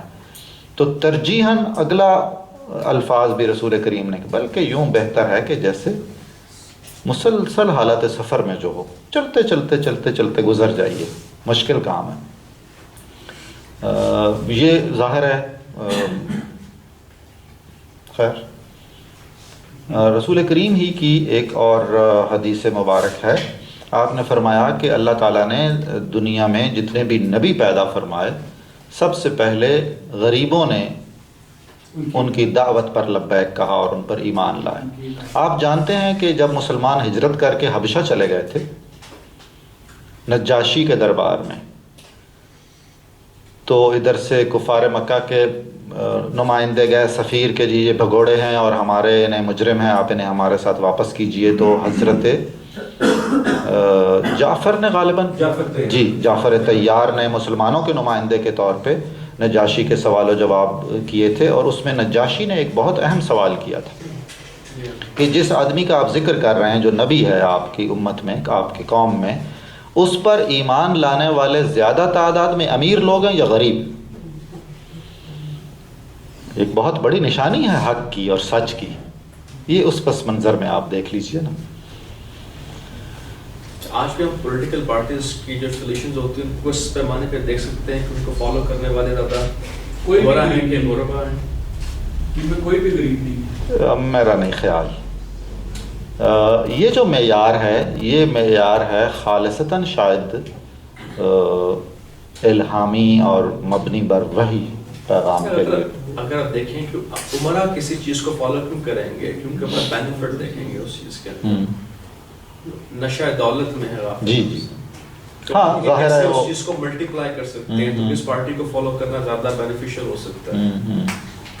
یہ بالکل ٹھیک ہے، لیکن میں محض اس لیے کہہ رہا تھا کہ شاید بہت کم کوئی ایسی جماعتیں ہوں گی تو صحیح، ضرور، یہ تو انکار بالکل ممکن نہیں ہے اس سے کرنا، کہ جن پر ہم 100% یہ بھروسہ کر سکیں کہ یہ سارا کچھ وہی ہے جو مطلوب اور مقصود ہے، ان کی دعوت، ان کا پیغام، ان کا منشور، اس روشنی میں. ورنہ تو آج کل حال یہ ہے کہ بالکل صریحاً ایک آدمی جھوٹا ہوتا اور وہ نسل در نسل جھوٹ بول کے بھی کوئی شرماہٹ بھی محسوس نہیں کرتا. اور مزید المناک بات یہ ہے کہ اس کے پیروکاروں کی ایک طویل فہرست ہوتی. یہ بہرحال دیکھنے کی چیز ہے، اور یہ ایک ٹھیک بات ہے. کہ جس کے پاس سرمایہ ہوگا اور اقتدار ہوگا اور بہت ایک گروہ بندی ہوگی، وہ اپنے اس اقتدار کو، سرمایہ کو اور ان تمام معاملات کو تحفظ دینے کے لیے راستے تلاش کرے گا اور چاہے گا کہ اس کا یہ اقتدار اور اس کے یہ اثاثے سارے کے سارے برقرار رہیں اور ان میں کسی نوعیت کی کمی نہ آئے۔ وہ تو اپنی سہولتیں دیکھیں گے۔ جو غریب غربا ہوتے ہیں ان کے پاس کھو دینے کے لیے کچھ بھی نہیں ہوتا۔ ان کو انفلوئنس کرنا زیادہ ایزی ہے، نیگیٹو کیسے؟ غربا کو مثال دیجئے، تھوڑی سی وضاحت کیجئے۔ جیسے بھی آپ نے بات کی کہ آپ نے مثال دی کہ انہوں نے پوچھا کہ جو ان کو فالو کرنے والے وہ امیر ہیں کہ غریب ہیں، انہوں نے بات کیوں کی؟ آپ نے کس کانٹیکسٹ میں کی؟ نہیں، آپ میرے سوال کو مجھے پر نہ لوٹا دیجئے۔ ہاں، میں نے جو مثال دی تھی نا، اس میں میرے پیش نظر تو کثیر تعداد میں عمرا ہیں، یعنی یہ ایک نقطہ نظر ہے کہ غریبوں کو ہم ڈیٹریکٹ کر سکتے ہیں یا کچھ بھی ان سے منوا سکتے ہیں ان کی غربت کو اور ان کے مسائل کو ایکسپلائٹ کر کے۔ ٹھیک، میرا خیال ہے کہ عمرا اس سب کچھ کے بغیر پہلے ہی تیار ہوتے ہیں کہ جی کوئی نئی بات جس میں بس سہولت ہو اور کچھ ضمانتیں ہوں، تو ادھر سے ادھر ہماری تاریخ تو بڑی ہی عجیب ہے۔ ابھی ان 2-3 مہینوں میں آپ اپنے ملکی منظر جو سیاست کا ہے وہ دیکھیں گے، وہ چھتیں بھی قائم رہتی ہیں، ستون بھی قائم رہتے ہیں، صرف ستون اور چھتوں میں منتقل ہو جاتے ہیں یا بعض چھتیں کچھ اور ستونوں پہ آ جاتی ہیں، باقی اسی طرح رہتا ہے۔ جوڑ توڑ کی انفراسٹرکچر وہی رہتا ہے۔ سر وہ جو ہے کہ جو نجاشی نے حضرت جعفر طیار سے کہا تھا کہ جو نبی حق سچا نبی ہوتا ہے اس کی دعوت پر پہلے غریب لبیک کہتے ہیں، وہ ہسٹوریکلی بات ایکوریٹ ہوگی اور بات ہم اس کو کہہ سکتے ہیں کہ ہاں کافی حد تک بلکہ یقیناً درست ہے۔ اس کی جو غریب وہ آتے ہیں، جو امیر ذرا دیر سے آتے ہیں، اس کی شاید ایک وجہ جو میرے ذہن میں یہ بھی ہے کہ امیروں کا چونکہ وہ سٹیٹس کو میں سٹیک زیادہ ہوتا ہے، ان کا کیپٹل ہوتا ہے، بالکل ملیں ہوتی ہیں یا سرمایہ انویسٹمنٹ ہوتی ہے، لہٰذا وہ سٹیٹس کو برقرار رکھنا میں ان کے مفادات ہیں، ان کا مفاد ہوتا ہے۔ دوسری بات جو میں یہ سوچ رہا تھا کہ یہ علامہ نے باتیں غریبوں کی کچھ کہیں اس زمانے، یہ آج کل تم دیکھتے کوئی اتنا زیادہ غریبوں اور امیروں کے طرز میں کچھ زیادہ فرق نہیں رہا ہے، چونکہ اتنا وہ جو مطلب کہ جو مثال قائم کی اتنا عرصہ، اس کو دیکھ کے آپ غریبوں میں بھی کوئی اتنا زیادہ، آپ مساجد میں جائیں کوئی اتنا زیادہ بھی نہیں، آج کل نہیں، آپ کو گاڑیاں بھی اتنی ہی ملیں گی مساجد کے باہر کھڑی ہوئی جتنے کہ آپ کو وہ پیدل آنے والے نمازی ملیں گے، اور جو گوالے حضرات ہیں وہ تقریباً سارے غریب ہی ہوتے ہیں، دودھ میں آج کل عجیب و غریب چیزیں مکس کرتے ہیں، تو وہ مطلب آج کل تو کہا جاتا ہے کہ جو دودھ میں پانی ملا ہے اس کا شکریہ ادا کرنا چاہیے، آج کل تو ہاں اس نے اور کچھ نہیں ملا دیا۔ تو وہ اب یہ کہ اب وہ غریب آج کل کا غریب 1912 والا غریب شاید رہا بھی نہیں ہے، کہ آج کل یہ تقریباً غریب امیر دونوں شاید برابر ہیں، اور اس کی کافی حد تک وجہ جو عمرا ہیں کہ عمرا نے اچھی مثال قائم نہیں کی، تو لہٰذا فالو کرنے والوں نے کہا چلو ٹھیک ہے، ادھر اگر سب کچھ بکتا ہے تو پھر ہم کیوں ہیں۔ ہاں نہیں، اس میں تو کوئی شک نہیں ہے کہ ظاہر ہے امیر اور غریب دونوں ہی جب کچھ غلطیاں کرنے پہ آ جائیں تو کر لیتے ہیں۔ دور جدید میں غربت کی بھی کچھ اور شکلیں ہو گئیں، اور وہ بھی قدیم زمانے کے امیروں کے برابر ہیں، آج کل کے غریب بھی سٹینڈرڈ شاید چینج ہو گئے، تبدیل ہو گئے ہیں۔ اس کے باوجود اگر آپ غور کریں، میرا خیال یہ ہے بعض اوقات ہم کسی بات پر حکم لگا دیتے ہیں بہت ہی ایک چھوٹے سے دائرے کو پیش نظر رکھتے ہوئے، غالباً اس وقت بھی جو قومیں اسلام کے لیے میدان جہاد میں ہیں یا کچھ واضح ان کا موقف ہے، ان کی اکثریت تو غریب ہی ہے دوسری قوموں کے مقابلے میں۔ افغانستان بہت بڑی ایک مثال ہے۔ دوسرا مسئلہ یہ ضرور پیش نظر رکھنا چاہیے کہ اس معاملے میں کوئی نقطہ تو ہے، اس لیے کہ یہ تو قیامت تک ہی رہے گا نا امیر اور غریب کا تصور، جس اللہ نے فرض کریں یہ نقطہ نظر دیا یا اللہ کے رسول نے یہ بات بیان کی، یا یہ ایک ایسا معیار تھا جس پر حق اور باطل کو نسبتاً پرکھنے میں آسانی ہوتی تھی، تو اس کا مطلب ہے کہ اس میں تو کوئی چیز ہے۔ اس کی تفہیم کس طور پر ہوگی، ہم اس کو کس طریقے سے دیکھیں گے، سمجھیں گے، جانیں گے، تو میرا خیال ہے وہ تو اپنی جگہ پر رہنی چاہیے. اس میں بھی کوئی شک و شبہ نہیں ہے. یعنی اگر رسول کریم صلی اللہ علیہ وسلم پر اپنے عہد میں غرباء ایمان لائے تھے تو غرباء ہی کی ایک کثیر تعداد آپ پر ایمان نہیں بھی تو لائی تھی، وہ اپنی جگہ پہ موجود ہے، اور ہر نبی کے ساتھ ہی اسی طرح ہوا. خیر، واعظ قوم کی وہ پختہ خیالی نہ رہی، برق طبعی نہ رہی، شعلہ مقالی نہ رہی. مقال ہے گفتگو، تقریر، بات کرنا. جوش و جذبے والی تقریر اور گفتگو نہ رہی. برق طبعی، بجلی جیسی طبیعت رہ گئی. رسم اذاں روح بلالی نہ رہی. فلسفہ رہ گیا، تلقین غزالی نہ رہی. اس میں حضرت بلال اور امام غزالی دو بڑے نام ہیں جو ایک معیاری مسلمان کے طور پر اقبال نے پیش کیے ہیں کہ ان کی رسمیں رہ گئی ہیں، ان رسموں میں اب وہ روح نہیں رہی. لب لباب اس کا یہی ہے. کیمیاء سعادت جی امام غزالی کی ہے. احیاء علوم الدین بھی ایک ان کی کتاب ہے، اور بہت ساری کتابیں ہیں. مسجد مرثیہ خواں ہیں کہ نمازی نہ رہے، یعنی وہ صاحب اوصاف حجازی نہ رہے. وہ لوگ جن میں دین حجاز اور تہذیب حجاز کی جھلکیاں تھیں، وہ ان کی شخصیت کا حصہ بن گئے ہوئے تھے، وہ کم ہوتے جا رہے ہیں. شور ہے ہو گئے دنیا سے مسلمان نابود. نابود ختم، برباد. ہم یہ کہتے ہیں کہ تھے بھی کہیں مسلم موجود. وضع میں تم ہو نصارہ تو تمدن میں یہود. یہ مسلمان ہیں جنہیں دیکھ کے شرمائیں یہود. یوں تو سید بھی ہو، مرزا بھی ہو، افغان بھی ہو، تم سبھی کچھ ہو، بتاؤ تو مسلمان بھی ہو. صحیح. افغان سے مراد یہ افغانستان کے لوگ جی، پٹھان. اور مرزا سے مرزا سے مراد مرزا سینٹرل ایشیا سے جو لوگ آ گئے تھے سب کانٹیننٹ میں، ان کو مرزا عام طور پر کہا جاتا تھا. ان کی اکثریت ترک نسل سے تھی، مرزا غالب جیسے. نصارہ عیسائی. حنود ہندو کی جمع ہے. تمہاری تہذیب پر اور تمہاری ثقافت پر چھاپ ہے ہندی ثقافت کی. بے شمار معاملات میں موجود ہے، آپ لوگ محسوس کرتے ہیں، جانتے ہیں، دیکھتے ہیں. اور آخری شعر میں وہی جس بات کی پہلے انہوں نے اشارہ کیا تھا کہ اس کو بانٹ لینا برادریوں میں یا رنگ اور نسل اور زبان اور خطے کی بنیاد پر گروہ بندی کرنا، وہ تو امت کے عظیم مقصد کو نقصان پہنچانے والی بات ہے کہ یہ تو سارا کچھ آپ ہیں، میں فلاں ہوں، میری فلاں زبان ہے. وہ جو روح ہے، اصل چیز ہے اسلام اور مسلمان ہونا، وہ بھی ہے آپ میں کوئی کہ نہیں ہے. دم تقریر تھی مسلم کی صداقت بے باک. عدل اس کا تھا قوی، لو سے مراعات سے پاک. شجر فطرت مسلم تھا حیا سے نمناک. تھا شجاعت میں وہ ایک ہستی فوق الادراک. خود گدازی نم کیفیت صحبایش بود. خالی از خویش شدن صورت مینایش بود. کیا بات ہے. وہ مسلمان جب بات کرتے تھے تو نفع نقصان سے بالا تر ہو کر محض سچ بولتے تھے، اور سچ بولنے میں کوئی خوف اور خطر نہیں محسوس کرتے تھے. تم ایسے نہیں ہو.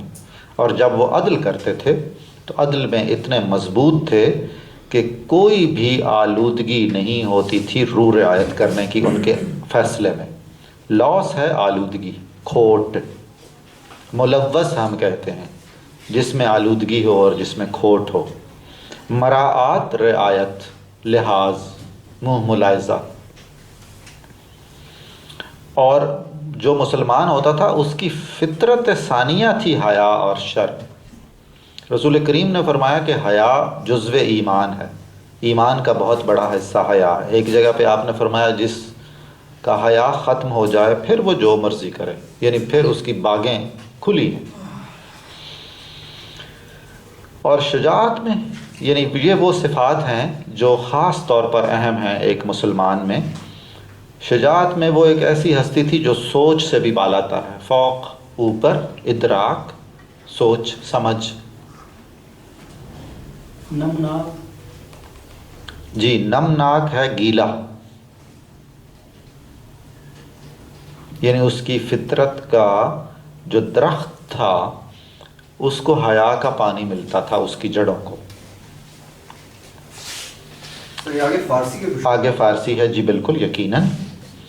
خود گدازی نم کیفیت صحبایش، صحبا کہتے ہیں شراب کو، کیفیت نشہ، نم تری گیلا ہونا، خود گدازی اپنے آپ کو پگھلا دینا،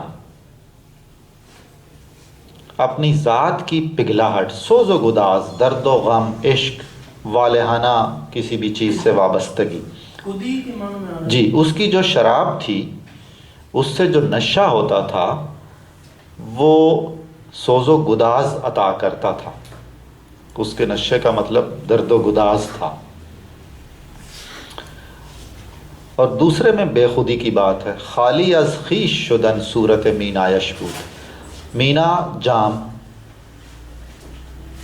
یا سراہی شراب کی، اس کی جو مینا تھی وہ اس کے خالی ہونے سے بھرتی تھی، یعنی سیلف لیسنس، وہ اپنے آپ کو نظر انداز کر دیتا تھا اور اسی میں وہ بھر جاتا تھا اور اسی سے اس کی عزت اور عظمت بڑھتی تھی. دل کے لیے اس مسلمان کی زندگی کی بنیاد سعی و عمل پہ تھی، محنت اور کوشش پہ. وہ بہت بہادر تھا اور اپنے قوت بازو پہ بہت بھروسہ کرتا تھا اور قوت بازو کا استعمال بھی کرتا تھا. تم موت سے ڈرتے رہتے ہو، وہ اللہ کے سوا کسی سے نہیں ڈرتا تھا. یہ فرق آ گیا. اور آخری شعر میں جو بہت اہم شعر ہے وہ کہہ رہے ہیں کہ بیٹا تب صحیح معنوں میں وارث قرار پاتا ہے اپنے باپ کا یا اپنے آبا و اجداد کا اگر اس میں ان کی صفات بھی آئیں. محض یہ نہیں ہے کہ اس کو ظاہری جائیداد وغیرہ کا حصہ مل گیا اور اب وہ یہ کہے کہ میرا درجہ اور مرتبہ وہی ہو جو میرے باپ کا تھا اور آبا و اجداد کا تھا. دیکھ لیجئے نا، باپ کا علم نہ بیٹے کو اگر ازبر ہو پھر پسر قابل میراث پدر کیوں کر ہو. یہ جو میراث پدر ہے باپ کا ورثہ، یہ وہ عزت، عظمت اور اہمیت ہے. یہاں بیٹے سے مراد آپ موجودہ نسل کہہ لیجئے اور باپ سے مراد پچھلی نسل یا آبا و اجداد.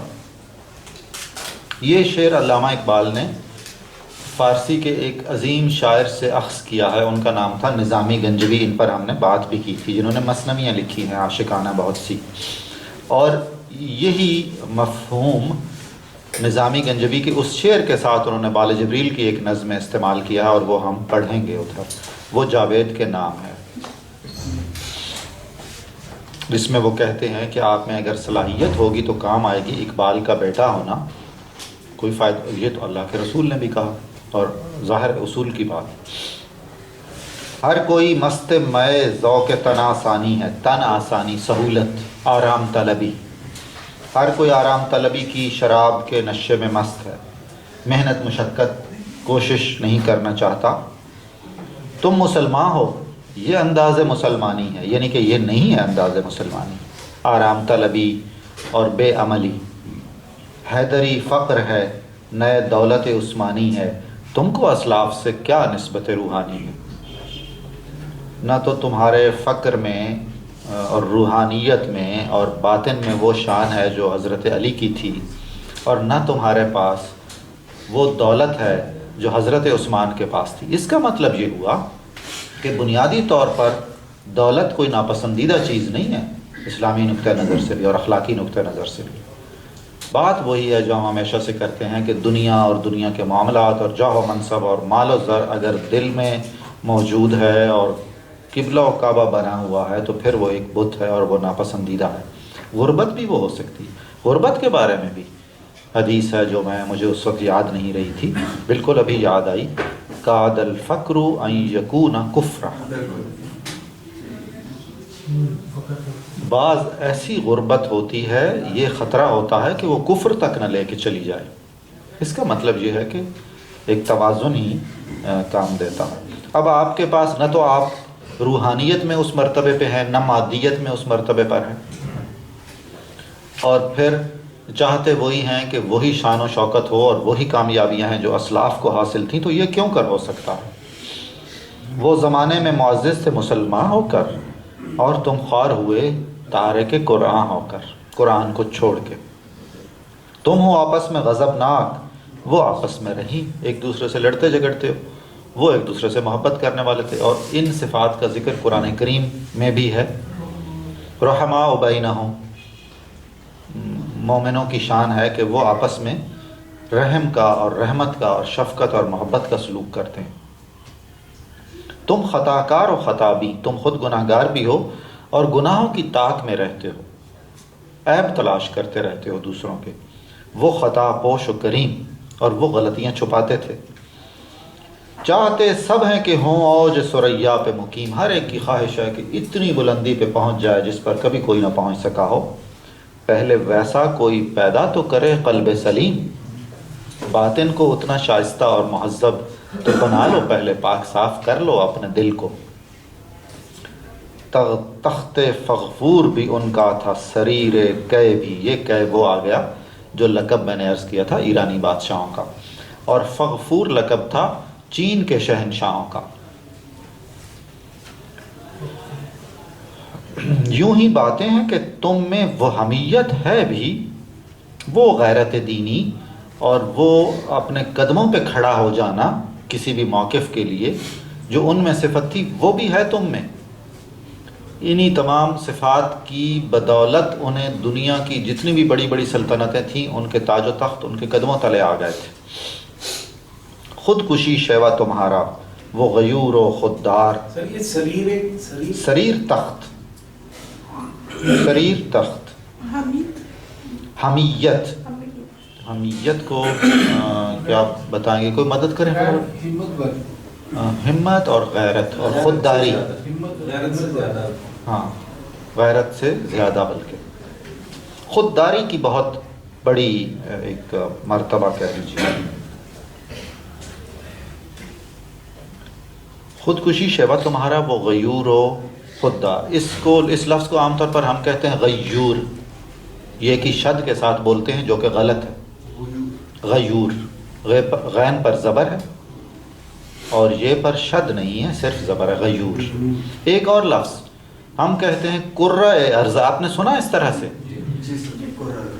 کرہ کہتے ہیں گھوڑی کے بچے کو،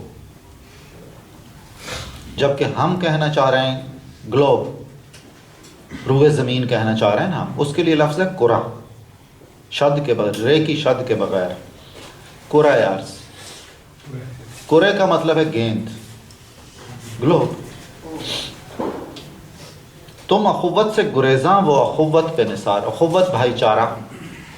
یہ جو قرآن اندازی ہوتی ہے یہ اور قرہ ہے، اس کی اسپیلنگ یہ اور ہے نا۔ وہ جو قرہ میں عرض کر رہا ہوں وہ یہ ہے، اور یہ جو آپ کہہ رہے ہیں وہ یہ ہے، قرہ اندازی۔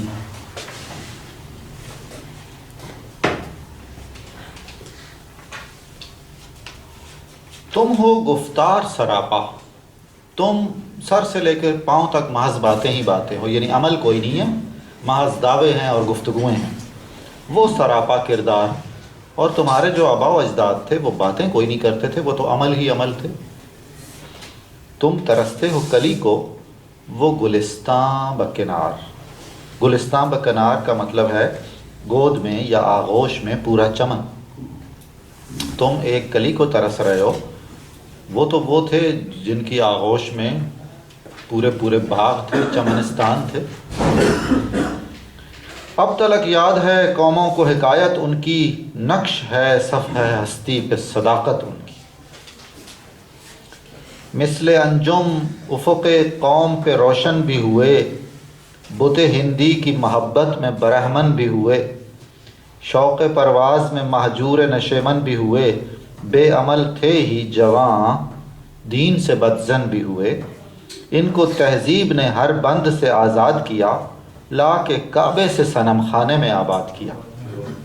نئی نسلیں یا وہ لوگ جنہوں نے اپنی ترجیحات بدل دی ان کی طرف اشارہ ہے کہ آپ نے بظاہر کچھ دنیاوی کامیابیاں بھی حاصل کر لی ہیں، آپ ستاروں کی طرح قوم کے افق پر چمکتے بھی ہیں، قومی لیڈر بن گئے ہیں، رہنما بن گئے ہیں، سیاسی رہنما بن گئے ہیں، اور بت ہندی کی محبت میں خود بھی تقریباً ہندو بن گئے ہیں، یعنی وہ اتنی غیر ضروری محبت اور بھائی چارے کا اظہار اور ہندو مسلم اتحاد کے جو دعوے دار تھے ان میں بڑے بڑے اکابر بھی تھے اور ان کے بارے میں بڑے بڑے دردناک تبصرے کیے ہیں، حیرت کی بات ہے۔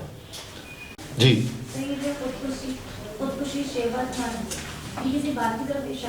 نہیں، ہاں اس میں خودکشی سے مراد یہ ہے ایک دوسرے کا گلا کاٹنا۔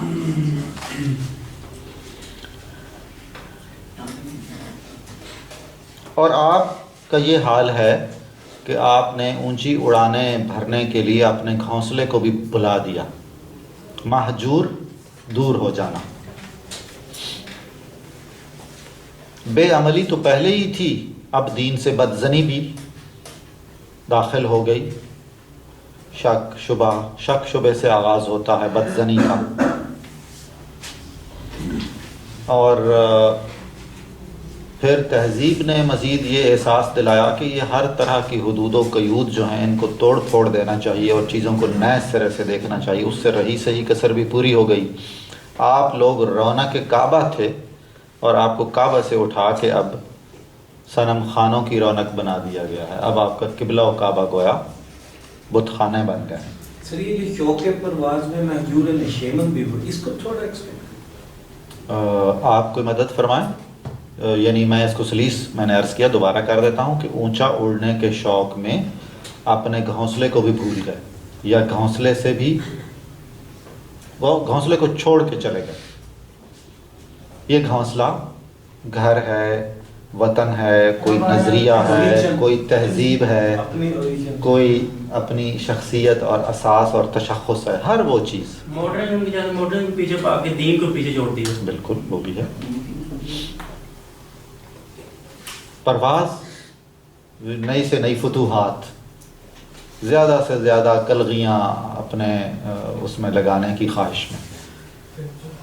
جی کیس زحمت کش تنہائی صحرا نہ رہے، شہر کی کھائے ہوا بادیہ پیما نہ رہے، وہ تو دیوانہ ہے بستی میں رہے یا نہ رہے، یہ ضروری ہے حجاب رخ لیلا نہ رہے، گلہ جور نہ ہو، شکوہ بیداد نہ ہو، حسن آزاد ہے، عشق آزاد ہے، کیوں حسن بھی آزاد نہ ہو۔ وہ جو مساوات انسانی میں حقوق نسواں کی بہت ہی غیر ضروری اور بے جا ایک تحریک چل گئی تھی، اس کی طرف اشارہ ہے۔ انہوں نے استعارے وہ استعمال کیے ہیں جو ہماری تہذیب میں عاشق اور معشوق کے لیے ہیں، جہاں حجاب ہے، دوری ہے، ایک تہذیب ہے۔ اب وہ سارا کچھ نہیں رہا، انہوں نے آگے بھی کئی جگہ پر ایسی بات کی ہے۔ اب ضروری نہیں آج کا عاشق صحرا کی تنہائیوں کے ستم اٹھاتا رہے، تکلیفیں اٹھاتا رہے، شہر کی ہوا کھانی چاہیے اسے، بادیہ پیما جنگلوں میں بسر کرنا، جنگلوں میں سفر کرنا۔ وہ جو کیس ہے وہ تو دیوانہ ہے، چاہے وہ جنگل میں رہے یا بستی میں رہے، کوئی حرج نہیں ہے۔ یہ ضروری ہے کہ لیلا اپنے چہرے سے نقاب ہٹا دے، لیلا بے پردہ ہو جائے، یہ ضروری ہے۔ خواتین جن کا مرتبہ یہ ہے کہ وہ عزت اور احترام سے ان سے محبت کی جائے، یعنی دور جدید اور تہذیب جدید کا ایک بڑا عجیب و غریب یہ المیہ ہے۔ یعنی انہوں نے ان کے نقطہ نظر سے بالکل اختلاف کیا جا سکتا ہے۔ عورت کا مرتبہ بلند کرنے کی بجائے انہوں نے ظاہری بہت ساری چیزوں میں الجھا کر بنیادی طور پر اس کا مرتبہ شاید بہت کم کر دیا۔ اب بھی آپ دیکھ لیں کہ یہ جو اشتہار بازیاں ہوتی ہیں ان میں مردوں کے زیادہ ایک قابل جی ہاں وہ مردوں کے مقابلے میں ظاہر ہے عورتوں کا بہت زیادہ ہے۔ اور دور جدید کے تمام تر مسائل میں ایک یہ بھی مسئلہ ہے کہ آج کی عورت کو ایک ایسی شمع بنا دیا گیا جسے دو طرف سے جلنا ہے، یعنی اسے امور خانہ بھی کرنے ہیں اور اپنے رزق کی بھی ساری حصول معاش بھی درپیش ہے اور تحفظ مستقبل وغیرہ اور اس طرح کی بے شمار چیزیں بھی ہیں.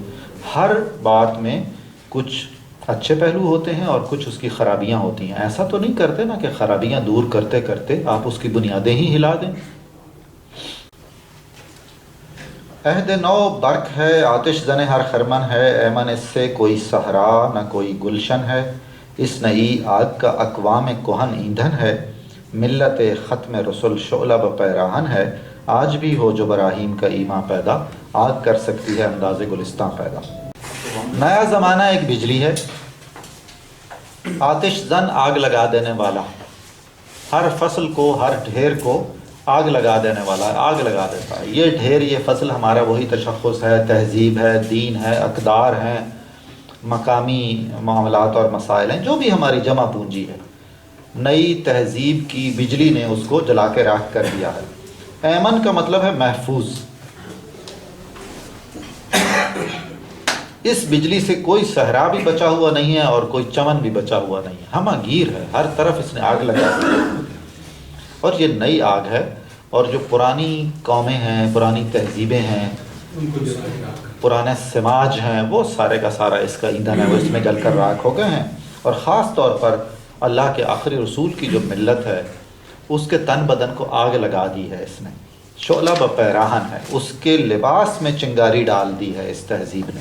ظاہر ہے اس کا انجام معلوم ہے. آتش زن یہاں پہ نہیں آتش زن اس کا مطلب عورت کی آگ نہیں ہے. آتش نہیں، آتش ہے. ہاں آتش زن، آتش زدن ہے آگ لگانا. فارسی میں آتش زدن ہے آگ لگانا. جی اس زدن سے یہ بنا، اس کو ہم کہیں گے آگ لگانے والا. اور اس میں ہم کوئی زیر ویر نہیں پڑھیں گے. یہ میں کر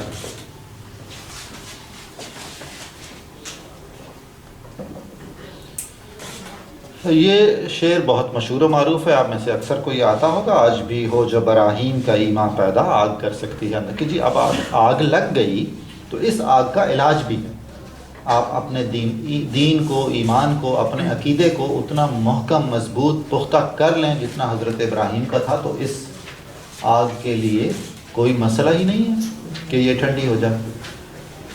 ایک صحابی مجھے معذرت کے ساتھ ان کا نام بھول گیا، صحابی انہیں کہتے ہیں مگر انہوں نے حضرت علیہ الصلوۃ والسلام کی زیارت نہیں کی. یمن کے تھے نہیں اور ہیں ایک. انہوں نے جب اعلان اسلام کیا تو بہت زیادہ وہ صاحب حیثیت تھے، اچھی گفتگو کرتے تھے. نام میں یقیناً اگلی نشست میں آپ کو پیش کروں گا تاکہ وہ سند بھی رہے. مقامی جاگیردار یا علاقائی بادشاہ نے ان کو پکڑ کے آگ میں ڈال دیا اور وہ محفوظ رہے. بعد میں وہ پہنچے مدینہ منورہ میں تو حضرت عمر کا زمانہ تھا. نماز کے بعد حضرت عمر نے ان سے پوچھا کہ آپ کون ہیں اور کہاں سے تشریف لائے ہیں؟ انہوں نے کہا میں یمن کا ہوں. انہوں نے کہا کس علاقے کے؟ انہوں نے علاقہ بتایا. انہوں نے کہا آپ کو کچھ معلوم ہے وہ ایک آدمی کو آگ میں ڈالا گیا تھا. اب اس میں بھی دیکھ لیجئے، انہوں نے آتے ہی کوئی ڈھنڈورا بھی نہیں پیٹا اور 4 سوالوں کے جواب کے بعد حضرت عمر نے ان کو پہچانا. پہلے سوال کے بعد بھی انہوں نے کوئی ایسا نہیں کہا کہ جی وہ نہیں، ہاں ہرگز نہیں. تو انہوں نے کہا جی ہاں اس کا یہ نام ہے. دیکھیے اب یہ نہ جھوٹ ہے نہ کوئی مسئلہ ہے. یعنی حضرت عمر نے پوچھا نا کہ وہ جس آدمی کو آگ میں ڈالا گیا تھا آپ ان کو جانتے ہیں، کیسے ہیں، کہاں؟ انہوں نے کہا جی اس کا یہ نام ہے. اس پر حضرت عمر نے انہیں کہا کہ کیا آپ وہی ہیں؟ انہوں نے کہا جی میں وہی ہوں. تو وہ انہوں نے ان کو گلے لگایا اور اس کے بعد اعلان کروایا کہ مدینہ کے لوگ اگر ہماری امت کے ابراہیم کو دیکھنا چاہیں تو ان سے ملیں، وہ کچھ عرصہ یہاں قیام پذیر رہیں گے. یہ بڑے بڑے محدثین نے یہ واقعہ بیان کیا ہے اور حضرت عمر کی سیرت میں بھی اس کا ذکر ہے. میں وہ نام یاد رکھیے گا، آپ مجھے یاد بھی کروائیے گا، میں بھی کوشش کروں گا کہ وہ آپ کو پہنچاؤں. یہ وہ بات ہے. اخلاص پیدا کریں، وہ محبت اور وہ استحکام پیدا کریں تو یہ کوئی بڑا مسئلہ نہیں ہے. دیکھ کر رنگ چمن ہو نہ پریشاں مالی. اب یہ ساری باتیں کر چکنے کے بعد کچھ ہمت اور حوصلہ افزائی، تسلی، دلاسا. کوکب غنچہ سے شاخیں ہیں چمکنے والی، یہ شاعری ہے، بے حد اچھی شاعری ہے.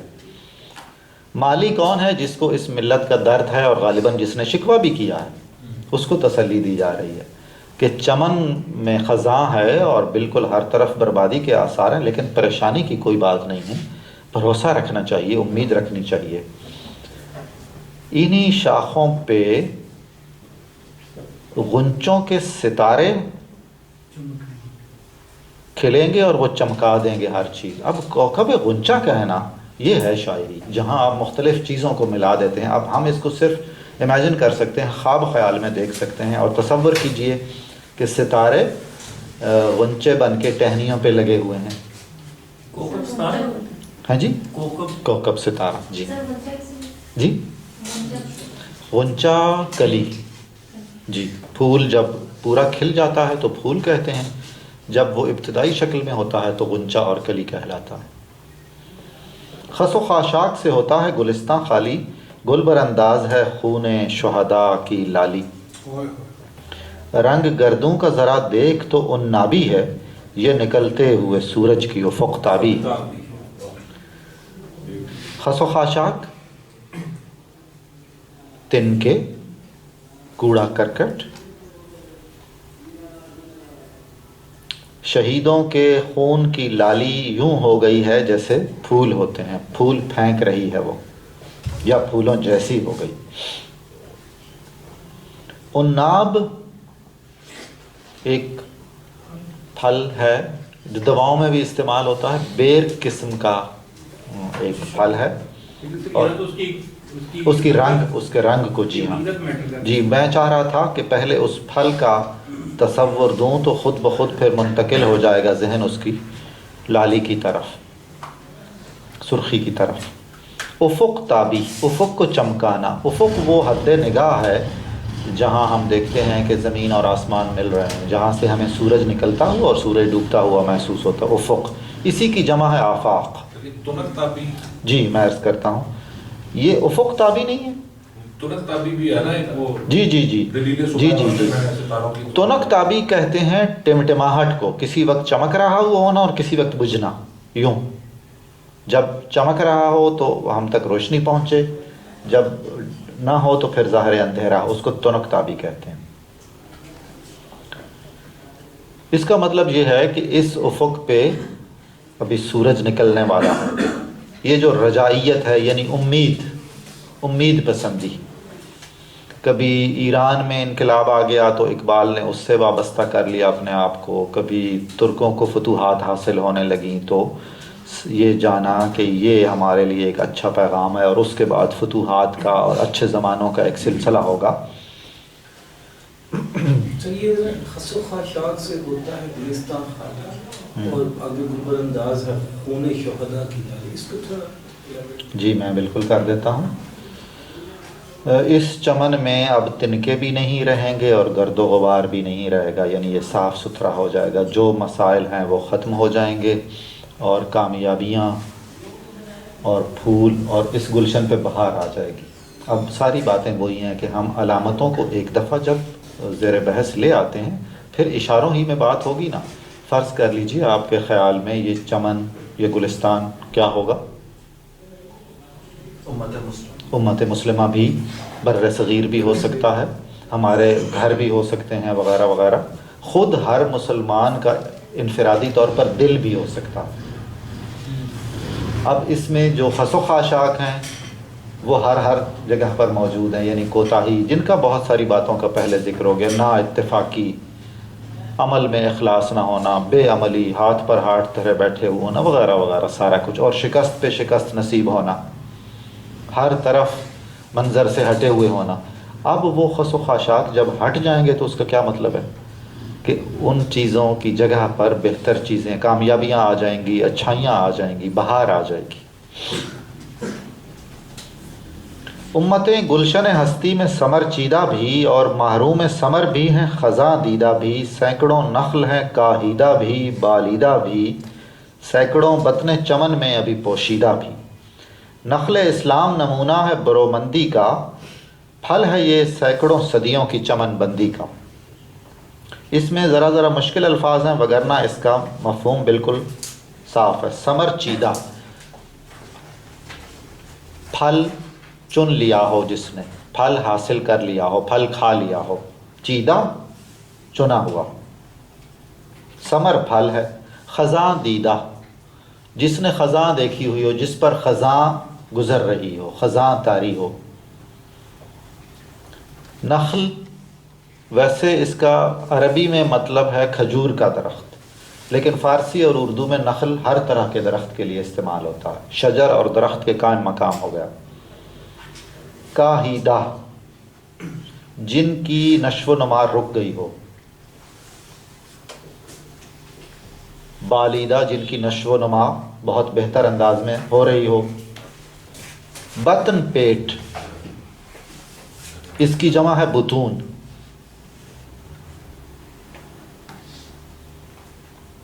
برومندی، تر و تازہ ہونا، جوان ہونا، سرسبز و شاداب ہونا۔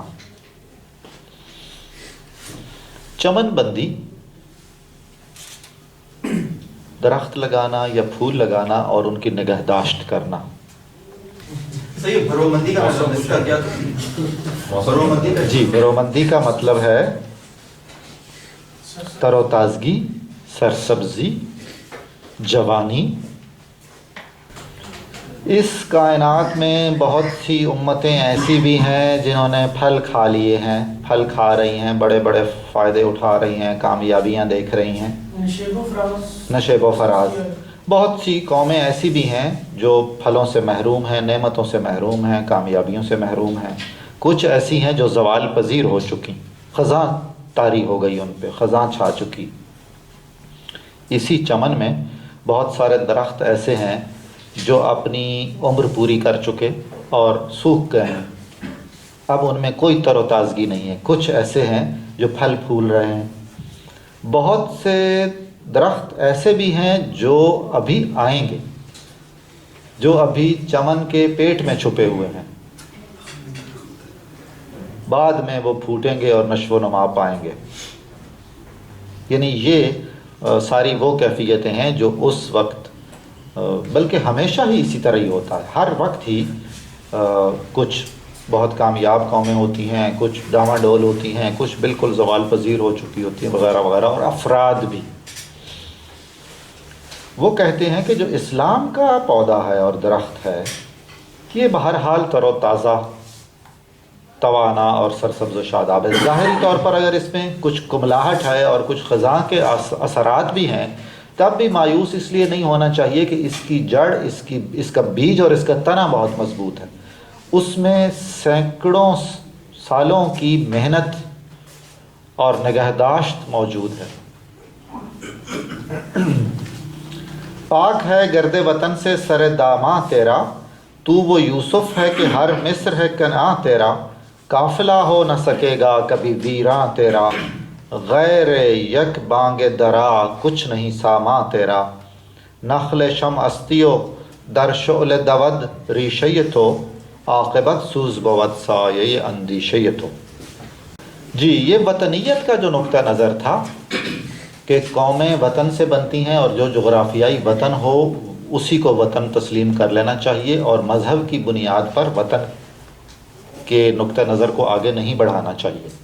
لکھا ہے تو وہ یوسف ہے کہ ہر مصر ہے کہ نام تیرا، جی، اس میں وہ فلسفہ نہیں کہ چینوں اور ہمارا جی وہی، بالکل وہی آفاقی وطن، یعنی امت مسلمہ کے لیے پوری کائنات اس کا وطن ہے، جہاں جہاں کوئی مسلمان ہے، چونکہ وہ ایک قوم کا ہے۔ یہ خاص طور پر نعمان صاحب نے، مجھے یاد ہے، اس گفتگو میں وضاحت کی تھی، اور بڑی بجا وضاحت کی تھی کہ جب ہم یہ نقطہ نظر بیان کریں گے تو اس کو بر صغیر کے اس عہد کے تناظر میں اس خاص واقعے کی طرف اس پس منظر کے ساتھ رکھ کر دیکھنا چاہیے جس کو ہم اقبال کا نظریہ وطنیت کہتے ہیں اور جس پر غالباً ہر نشست میں بات ہو چکی ہوئی ہے۔ آپ کے دامن پر وطن کا گرد و غبار نہیں ہے، نہیں ہونا چاہیے۔ وطن کا وہ جو رائج تصور ہے جو متحدہ ہندوستان اور متحدہ قومیت اور متحدہ وطن کا تھا، امت مسلمہ کے دامن پر اس نوعیت کے وطن کی گرد کا کوئی نام و نشان نہیں۔ آپ ایک ایسے یوسف ہیں کہ آپ جہاں بھی ہوں وہی مصر بھی ہے اور وہی کنعان بھی ہے۔ آپ خود جانے محفل ہیں، آپ کو کسی محفل کی ضرورت نہیں ہے، یعنی امت مسلمہ۔ چین و عرب ہمارا، آپ نے ٹھیک کہا، فارسی میں انہوں نے ایسی زبردست خوبصورت بات کی، ہر ملک ملک ماست کہ ملک خدا یہ ماست۔ ہر ملک ہمارا ملک ہے کیونکہ ہمارے خدا کا ملک ہے۔ بالکل وہی آپ کا قافلہ چل رہا ہے، اس قافلے کو کبھی زوال نہیں ہوگا، بہرحال جیسے تیسے یہ چلتا رہے گا اور جاری رہے گا۔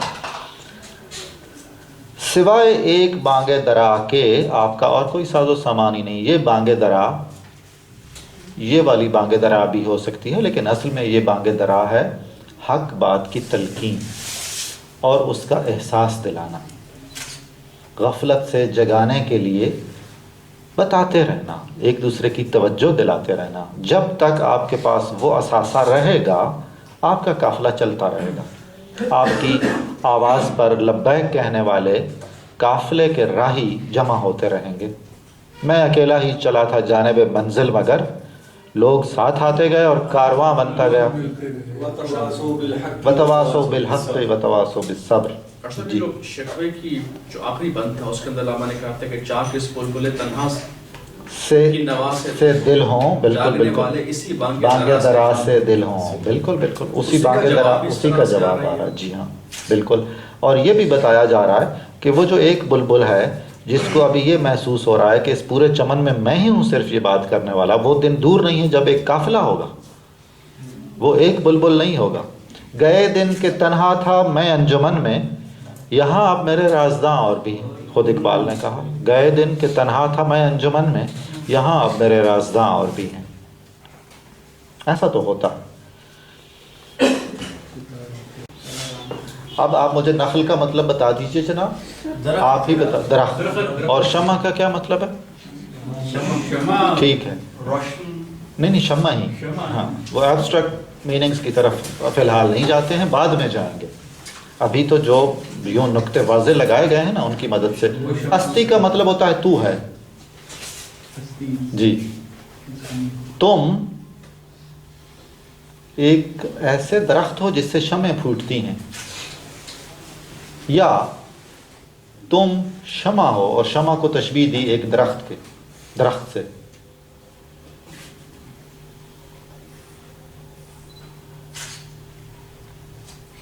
یہ جو دود ہے نا اس کا مطلب ہے دوڑنا، دوڑتا ہے۔ دویدن ہوتا ہے دوڑنا، دود دوڑتا ہے، چلتا ہے، جاتا ہے۔ ریشہ جڑ،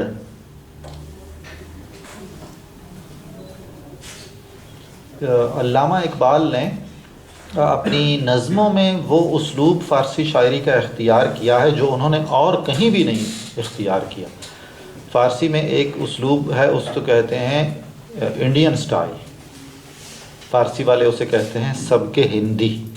سب کے ہندی میں بات بڑی مشکل ہوتی ہے اور بہت پیشدار انداز میں بیان کی جاتی ہے۔ یہ اقبال کی جتنی بھی ابتدائی نظمیں ہیں ان میں جہاں جہاں بھی فارسی کے اشعار آ رہے ہیں ان میں سب کے ہندی ہے، اور اس کے علاوہ پورے کلام میں ایک اور اسلوب وہ سمجھنے کے لیے کہتے ہیں جو زبان و بیان کے اعتبار سے بہت صاف اور نسبتاً آسان ہوتا ہے، جس میں رومی نے شاعری کی، جس میں حافظ نے شاعری کی، اس کو عراقی سٹائل کہتے ہیں۔ سب کے عراقی، باقی ساری شاعری ان کی سب کے عراقی کی ہے، اس نوعیت کے اشعار سب کے ہندی کے ہیں، اور سب کے ہندی کے اشعار کو سمجھنا ایک خاص نقطہ نظر سے سارے ان کے علامتی نظام کو جان کے پہنچنا، اور پھر پتہ چلے گا کہنا کیا چاہ رہے ہیں۔ آپ شمع ہیں جس کی جڑیں شعلے میں ہوتی ہیں۔ شمع کے اندر ایک دھاگا ہوتا ہے، وہ اس کی جڑ ہے، اور اس کا کام ہے جلنا۔ وہ جلتی ہے دوسروں کو رستہ دکھانے کے لیے، اور شمع اسی وقت تک شمع ہے، ورنہ بجھی ہوئی شمع ہے جب تک کہ وہ جل رہی ہے۔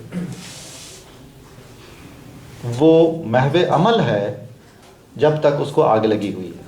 یہ آگ وہی ہے جو بے چین رکھتی ہے اور اضطراب پیدا کرتی ہے اور شمع جلتی ہے اور اس کی روشنی میں پروانے آتے ہیں اور اس کی روشنی میں لوگ اپنا اپنا کام کرتے ہیں. یعنی آپ انفرادی طور پر بھی اور اجتماعی طور پر بھی ایسے ہیں کہ آپ کو دکھ درد محسوس ہونا چاہیے دوسروں کا.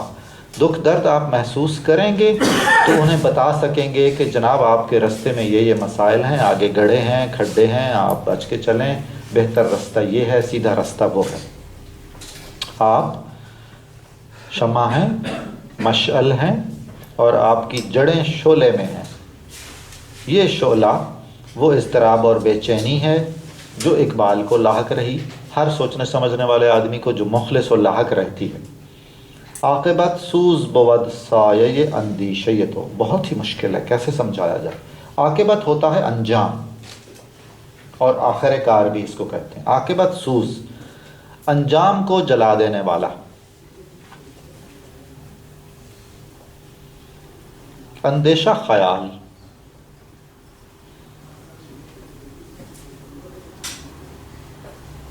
اس کا مطلب ہے کہ یہ جو آخرت ہے اس کو تمہارا خیال جلا دے گا. آخرت, جی بالکل, آپ نے بالکل اس کے قریب بات کی. آخرت سے یہاں مراد ہے کہ وہ جو انجام کا ایک انہونا سا ڈر ہوتا ہے جو بہت سارے فیصلے نہیں کرنے دیتا. کہ مثال کے طور پر میں نوکری چھوڑ کے کوئی تبلیغ کا کام شروع کر دوں, یہ مجھے کرنا چاہیے, میں محسوس کرتا ہوں کہ میں اپنا پیغام دوسروں تک پہنچاؤں, تو مجھے فوراً محسوس ہوگا کہ میرے رزق کا کیا بنے گا. وہ جو انجام ہے یعنی آگے کیا ہوگا, اور خصوصاً مادی طور پر دنیاوی اعتبار سے بہت ساری چیزیں. میں اگر سچ بولنا شروع ہو جاؤں گا تو ہوگا کیا, اگلے ہی دن شاید گھر ہی سے چھٹی ہو جائے, باقی مراحل سے تو بعد میں ہوگی. وہ کہ یہ جو شعلہ ہے یہ اس کے ساتھ ساتھ یہ بھی کرتا ہے کہ آپ کے فیوچر کے جو عجیب و غریب اندیشے ہیں ان کو جلا کر راکھ کر دیتا ہے اور آپ فارغ ہو جاتے ہیں اس سے, اور پورے یقین اور استحکام کے ساتھ آپ وہ عمل کر دیتے ہیں. جھجک کا خاتمہ ہو جاتا ہے, وسوسے اور اندیشے دم توڑ دیتے ہیں. مہاتما بدھ ہو تو اس کو 1 منٹ نہیں لگتا تخت شاہی چھوڑ دینا, طے کر لیتا ہے. سوچا تو ہوگا اس نے, ریشم کے بستر پہ سوئے ہوئے اس نے محل چھوڑا, اس بیوی کو چھوڑا جس سے اس نے محبت سے شادی کی تھی. بیٹے کی انہیں شدید خواہش تھی اور بیٹے کو 4 یا 5 سال کی عمر میں چھوڑا. میں نے آپ سے عرض کیا تھا کہ حضرت علیہ الصلوۃ والسلام کو سب سے زیادہ پسندیدہ کون سا شہر تھا؟ مکہ. کسی اندیشے نے آپ کا راستہ نہیں روکا, کل کیا ہوگا, کیسے ہوگا. یعنی بلند و برتر مقصد کے لیے جب آپ راستے پہ چلیں گے تو اس کا انجام کیا ہوگا, اس سے آپ بے نیاز ہو جائیں گے. وہ بھی یہ شعلہ آپ کو اس انجام سے بے نیاز کر دے گا, کیونکہ کل کیا ہوگا وہ اندیشہ ہے جو انسان کی قوت عمل کو بھی اور قوت فیصلہ کو بھی دیمک کی طرح چاٹ جاتا ہے, اور وہ نہ ادھر کا رہتا ہے نہ ادھر کا رہتا ہے. یہ مفہوم ہے اس کا. بود ہوتا ہے, فارسی میں بود کا مطلب ہے ہوتا ہے. تو دودھ کا اپنا مطلب بتایا وہ ڈوری, جی یہ دود ہے. ہاں اس کو ٹھیک کر لیجئے. دودھ اگر ہم پڑھیں گے تو وہ دھواں ہوگا, دھواں. دودھ شراب میں ببل سے کیا فرق ہوگا؟ جی بود اور ببل میں, جی بود ہے تھا پاسٹ, بود ہے ہوتا ہے یا ہوگا. یعنی یہ ٹرمنالوجی میں اب گرامر کی فارسی کی وہ نہیں بتاتا, مشکل ہو جائے گی. یہ ہے تھا, اور ابھی ایک اور مطلب بھی ہے اس کا, ہوتا ہے, ہوگا, بود. یہ 2 معنی ہیں. جی پریزنٹ اور فیوچر کے لیے. اگر قدرت سلطان ببت کہے تو اس کا مطلب ہے میرا باپ سلطان ہوگا, بنے گا. بود تھا. جی ہاں. اور بود کا ایک مطلب ہے وجود, ہستی. اس کا وہ شنیدہ کے ببت مانند. ہاں وہ بود. اور وہ جو بود و باش تھا کہاں ہوتا ہے؟ جی بود و باش, یہ وہی بود ہے, وجود, ہستی. بود و باش. کیا بود و باش پوچھو ہو پورب کے ساکنوں, میر تک میر کا مصرع ہے. جی اندیشے نہ رکھو. اب وہ بات ہو رہی تھی نا, آگے آئے گی بات, تو نہ مٹ جائے گا ایران کے مٹ جانے سے, نشہ میں کو تعلق نہیں پیمانے سے, ہے ایاں یورش تاتار کے افسانے سے. بہت خوبصورت کسی نے غلطی کی ہے, یورپ تاتار ہے نا, ہاں اس میں زیادہ معنویت آ گئی. تاتاری وہ قوم ہے جس میں ہلاکو خان تھے جنہوں نے بغداد کو ایک خلافت اسلامی کا خاتمہ کیا تھا. یورش کر دیں جی, یورش حملہ. پاس باں مل گئے کعبے کو صنم خانے سے, کشتی حق کا زمانے میں سہارا تو ہے, عصر نو رات ہے, دھندلا سا ستارہ تو ہے. تو ہی چمکے گا, تو ہی سورج بن جائے گا, چاند بنے گا, سورج بن جائے گا. ہے جو ہنگامہ بپا یورش بلغاری کا, غافلوں کے لیے پیغام ہے بیداری کا. یہ نعمان صاحب یا اور کوئی دوست بتائیں کوئی ترکوں کی جنگ و جدل کے واقعات ہیں جو بلغاریہ کون سا ملک ہے؟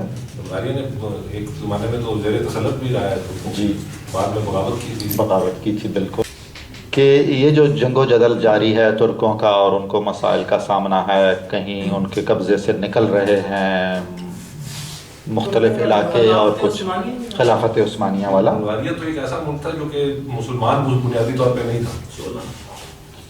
ہاں جی بالکل. اس میں بھی اگر آپ دیکھیں گے نا تو کہیں اشارہ ہوگا غالباً. تم یہ جانتے ہو کہ یہ سارا کچھ جو ہو رہا ہے یہ تمہارے دل کو تکلیف دیتا ہے اور دکھ ہوتا ہے. دل آزاری, دل کو تکلیف پہنچنا, یہ تو آزمائش ہے اور ایسا بالکل نہیں رہے گا. یہ آزمائش ہے, امتحان ہے آپ کے ایثار کا اور خودداری کی, ایثار قربانی. کیوں بہت ہی مشکل یہ شعر ہے الفاظ کے اعتبار سے. کیوں ہراساں ہے سہیل فرس اعدا سے, نور حق بجھ نہ سکے گا نفس اعدا سے. یہ جو سواد والا سہیل ہے اس کا مطلب ہے گھوڑے کا ہنہنانا, ہنہناہٹ, گھوڑے کے بولنے کی آواز. فرس ہے گھوڑا, اعدا دشمن, عدو کی جمع. آج کل دشمنوں کے گھوڑے ٹینک ہیں اور پتہ نہیں اور کیا کیا ہیں. اب تو وہ ہنہناتے بھی نہیں ہیں, پتہ ہی نہیں چلتا. کارگزاری ڈال دیتے ہیں تو پتہ چلتا ہے کہ دشمنوں کا گھوڑا ہنہنایا تھا. ان کی جنگی اسلحہ اور ساز و سامان.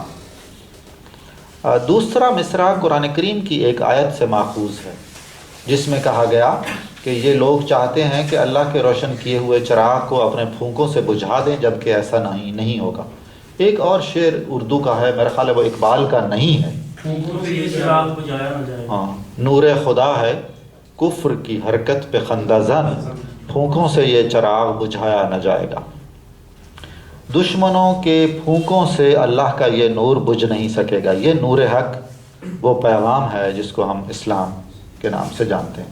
چشم اقوام سے مخفی ہے حقیقت تیری, ہے ابھی محفل ہستی کو ضرورت تیری. زندہ رکھتی ہے زمانے کو حرارت تیری, کوكب قسمت امکان ہے خلافت تیری. وقت فرصت ہے کہاں, کام ابھی باقی ہے, نور توحید کا اتمام ابھی باقی ہے. اتمام مکمل ہونا. مثل بو قید ہے غنچے میں, پریشاں ہو جا رخت بردوش ہوائے چمنستاں ہو جا. ہے تنک مایا تو ذرے سے بیاباں ہو جا, نغمہ موج سے ہنگامہ طوفاں ہو جا. قوت عشق سے ہر پست کو بالا کر دے, دہر میں اس میں محمد سے اجالا کر دے. اس دور کی تمام اکثر و بیشتر نظموں میں عشق رسول اور اہمیت مقام رسالت پر اقبال کا خصوصی شور ہے. یہ جو ہم نے 4 مصرے پڑھے ہیں نا, 2 منٹ میں کہا گیا ایک بہت بڑے اسکالر کو کہ آپ 2 منٹ میں بتائیں کہ غالب کیوں عظیم شاعر ہیں. یہ عجیب سا امتحان تھا اور انہوں نے یعنی اس کو تنزیہ انداز میں جواب دیا اور وہ اس انٹرویو میں کامیاب قرار پائے. انہوں نے کہا اس لیے کہ وہ 2 زبانوں کے شاعر تھے.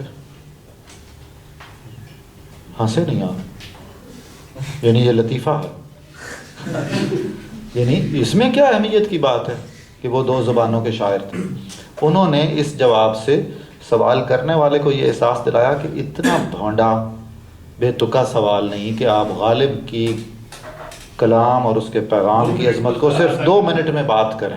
تو 2 منٹ میں تو یہی کہا جا سکتا تھا. اب آپ مجھ پر بھروسہ رکھتے ہوئے یہ مان جائیں کہ اس 4 مصروں کا مطلب یہ ہے کہ آپ حوصلہ رکھیے، آگے بڑھیے، اس قافلے میں شامل ہو جائیے اور الگ تھلگ ہو کے نہ رہیے. ٹھیک. اگلے اشعار میں انہوں نے کہا ہے کہ نبی کریم صلی اللہ علیہ وسلم کی ذات ایسی ہے اور آپ کا پیغام ایسا ہے کہ آپ اس سے وابستہ رہیں گے تو کامیابیاں حاصل کریں گے، دنیا میں بھی ترقی کریں گے، دین میں بھی ترقی کریں گے. ہو نہ یہ پھول، یعنی اسم محمد، ہو نہ یہ پھول تو بلبل کا ترنم بھی نہ ہو، چمن دہر میں کلیوں کا تبسم بھی نہ ہو. یہ نہ ہو ساقی، یہ نہ ساقی ہو تو پھر میں بھی نہ ہو، خم بھی نہ ہو، بزم توحید بھی دنیا میں نہ ہو، تم بھی نہ ہو. خیمہ افلاک کا استادہ اسی نام سے ہے. اسی نام کی برکت سے آسمان قائم ہے، اس زمین پر آسمان کھڑے ہیں. نبض ہستی تپش آمادہ اسی نام سے ہے. کائنات کی نبض میں حرارت اسی نام کی بدولت ہے. استادہ کھڑا ہوا، قائم. دشت میں دامن کوہسار میں میدان میں ہے، بحر میں موج کی آغوش میں طوفان میں ہے، چین کے شہر مراکش کے بیابان میں ہے اور پوشیدہ مسلمان کے ایمان میں ہے. چشم اقوام یہ نظارہ ابد تک دیکھے، رفعت شان رفعنا لک ذکرک دیکھے. آپ کا اسم گرامی کائنات کے ہر علاقے میں ہے، اور کیوں نہ ہو اللہ نے ان سے قرآن میں وعدہ کر رکھا ہے کہ ہم نے آپ کے ذکر کو بلند فرما دیا. ورفعنا لک ذکرک. اور یہ سلسلہ ابد تک جاری رہے گا. مردوں میں چشم زمیں، مردم کہتے ہیں پتلی کو، آنکھ کی پتلی کو. مردم کا ایک مطلب ہوتا ہے لوگ، یہاں آنکھ کی پتلی ہے. مردوں میں چشم زمیں یعنی وہ کالی دنیا. سبحان اللہ. افریقہ کے ممالک کالی رنگت کی وجہ سے انہیں دنیا کائنات کی یا کرۂ ارض کی آنکھ بنایا اور آنکھ کی بھی پتلی بنایا. وہ تمہارے شہداء پالنے والی دنیا، گرمی مہر کی پروردہ ہلالی دنیا. گرمی مہر سورج کی تپش، مہر سورج. عشق والے جسے کہتے ہیں بلالی دنیا. تپش اندوز ہے اس نام سے پارے کی طرح، غوطہ زن نور میں ہے آنکھ کے تارے کی طرح. عقل ہے تیری سپر، عشق ہے شمشیر تیری، میرے درویش خلافت ہے جہانگیر تیری. ما سوی اللہ کے لیے آگ ہے تکبیر تیری، تو مسلمان ہو تو تقدیر ہے تدبیر تیری. وہ خود پوچھے بتا تیری رضا کیا ہے، کی محمد سے وفا تو نے تو ہم تیرے ہیں. یہ جہاں چیز ہے کیا، لوح و قلم تیرے ہیں. 228 بہت آسان، خوبصورت، مختصر. اور جی ہاں میں نے وہ چھوڑی ہیں بہت سی. 228 صفحے پر یہ جو نظم ہے یہ بہت خوبصورت نظم ہے، اور آپ دیکھیں گے کہ جاوید نامہ میں ایک پوری داستان ہے اقبال کے خیالی آسمانی سفر کی. جی ہاں، یہ ان نظموں میں سے ہے. کچھ نظمیں ایسی ہیں جن میں انہوں نے کچھ چھوٹے چھوٹے وقفوں سے تھوڑے تھوڑے وقت کے لیے کچھ سیر کی ہے خیالی. اس میں سے ایک یہ ہے: تھا تخیل جو ہم سفر میرا، آسماں پر ہوا گزر میرا. اڑتا جاتا تھا اور نہ تھا کوئی جاننے والا چرخ پر میرا. تارے حیرت سے دیکھتے تھے مجھے، راز سربستہ تھا سفر میرا. راز سربستہ چھپا ہوا راز. حلقہ صبح و شام سے نکلا، اس پرانے نظام سے نکلا. کیا سناؤں تمہیں ارم کیا ہے، خاتم آرزوئے دیدہ و گوش. دیدہ آنکھ، گوش کان. شاخ طوبہ پہ منظر دیکھیے جنت کے، اور آگے عبرت ناک اور حقیقت پر مبنی ایک بات ہوگی. شاخ طوبہ پہ نغمہ ریز طیور، بے حجابانہ حور جلوہ فروش. ساقیان جمیل جام بدست، پینے والوں میں شور نوشا نوش. اس کو نوشا نوش کہنا چاہیے. دور جنت سے آنکھ نے دیکھا ایک تاریک خانہ، سرد و خاموش. तारीख कर लीजिएगा ठीक। ताले कैसो गेसुए लैला, इतना तारीख थी वो जगह जैसे मजनू का मुकद्दर हो, जैसे लैला की जुल्फ़ें काली होती हैं। तारीख खाना सर्द व खामोश। ताले कैसो गेसुए लैला, उसकी तारीकियों से दोष बदोश, हम पल्ला बराबर। खुनक ऐसा, खुनक ठंडा, खुनक ऐसा कि जिससे शर्मा कर कुराए ज़महरीर हो रूपोश। कुरा, ये वही कुरा है जिस पर हमने बात की थी। ज़महरीर, ये हमारा जो पुराना फ़लसफ़ा है उसमें कहते हैं कि ज़मीन से ऊपर एक एरिया है जिसमें हवा है, उसको कुराए हवा कहते हैं। उससे ऊपर एक कुरा है जो ठंड का एरिया है, वहाँ हर चीज़ मुंजमद है। ज़महरीर यख बस्ता, ये कह लीजिए। कुछ लोगों का ख्याल है कि जहाँ जहन्नुम में एक जगह है जहाँ बर्फ़ का अजाब है, यख बस्ता, जी हाँ, क्योंकि वो आग के बने हुए हैं, तो उसको भी ज़महरीर कहते हैं। लेकिन ज़महरीर का मतलब है शदीद ठंडा और यख बस्ता। खुनक ऐसा कि जिससे शर्माकर कुराए ज़महरीर हो रूपोश। मैंने पूछी जो कैफियत उसकी, हैरत अंगेज़ था जवाब सरूश। फरिश्ता गैबी जो इल्हाम भी देता है, कुछ पैगाम भी देता है। उसने कहा ये मकामे खुनक जहन्नम है, नार से नूर से तही आगोश। शोले होते हैं मुस्तार, इसके उधार, मुस्तार उधार। शोले होते हैं, ये हैं भी कर लीजिए, ही लिखा हुआ। शोले होते हैं मुस्तार इसके जिनसे लर्ज़ां हैं मर्द इबरत कोश। अहले दुनिया यहाँ जो आते हैं अपने अंगार साथ लाते हैं। ये है अहम बात, हर कोई अपने साथ अगले जहान का बंदोबस्त करके आता। अहले दुनिया यहाँ जो आते हैं अपने अंगार साथ लाते हैं। सर इसमें तो फिर वही प्रश्न हो गया कि अमल से ज़िंदगी बनती है। जी हाँ, वही है, बिल्कुल। जिंदगी नहीं, आखिरत भी। बेहद शुक्रिया आपका।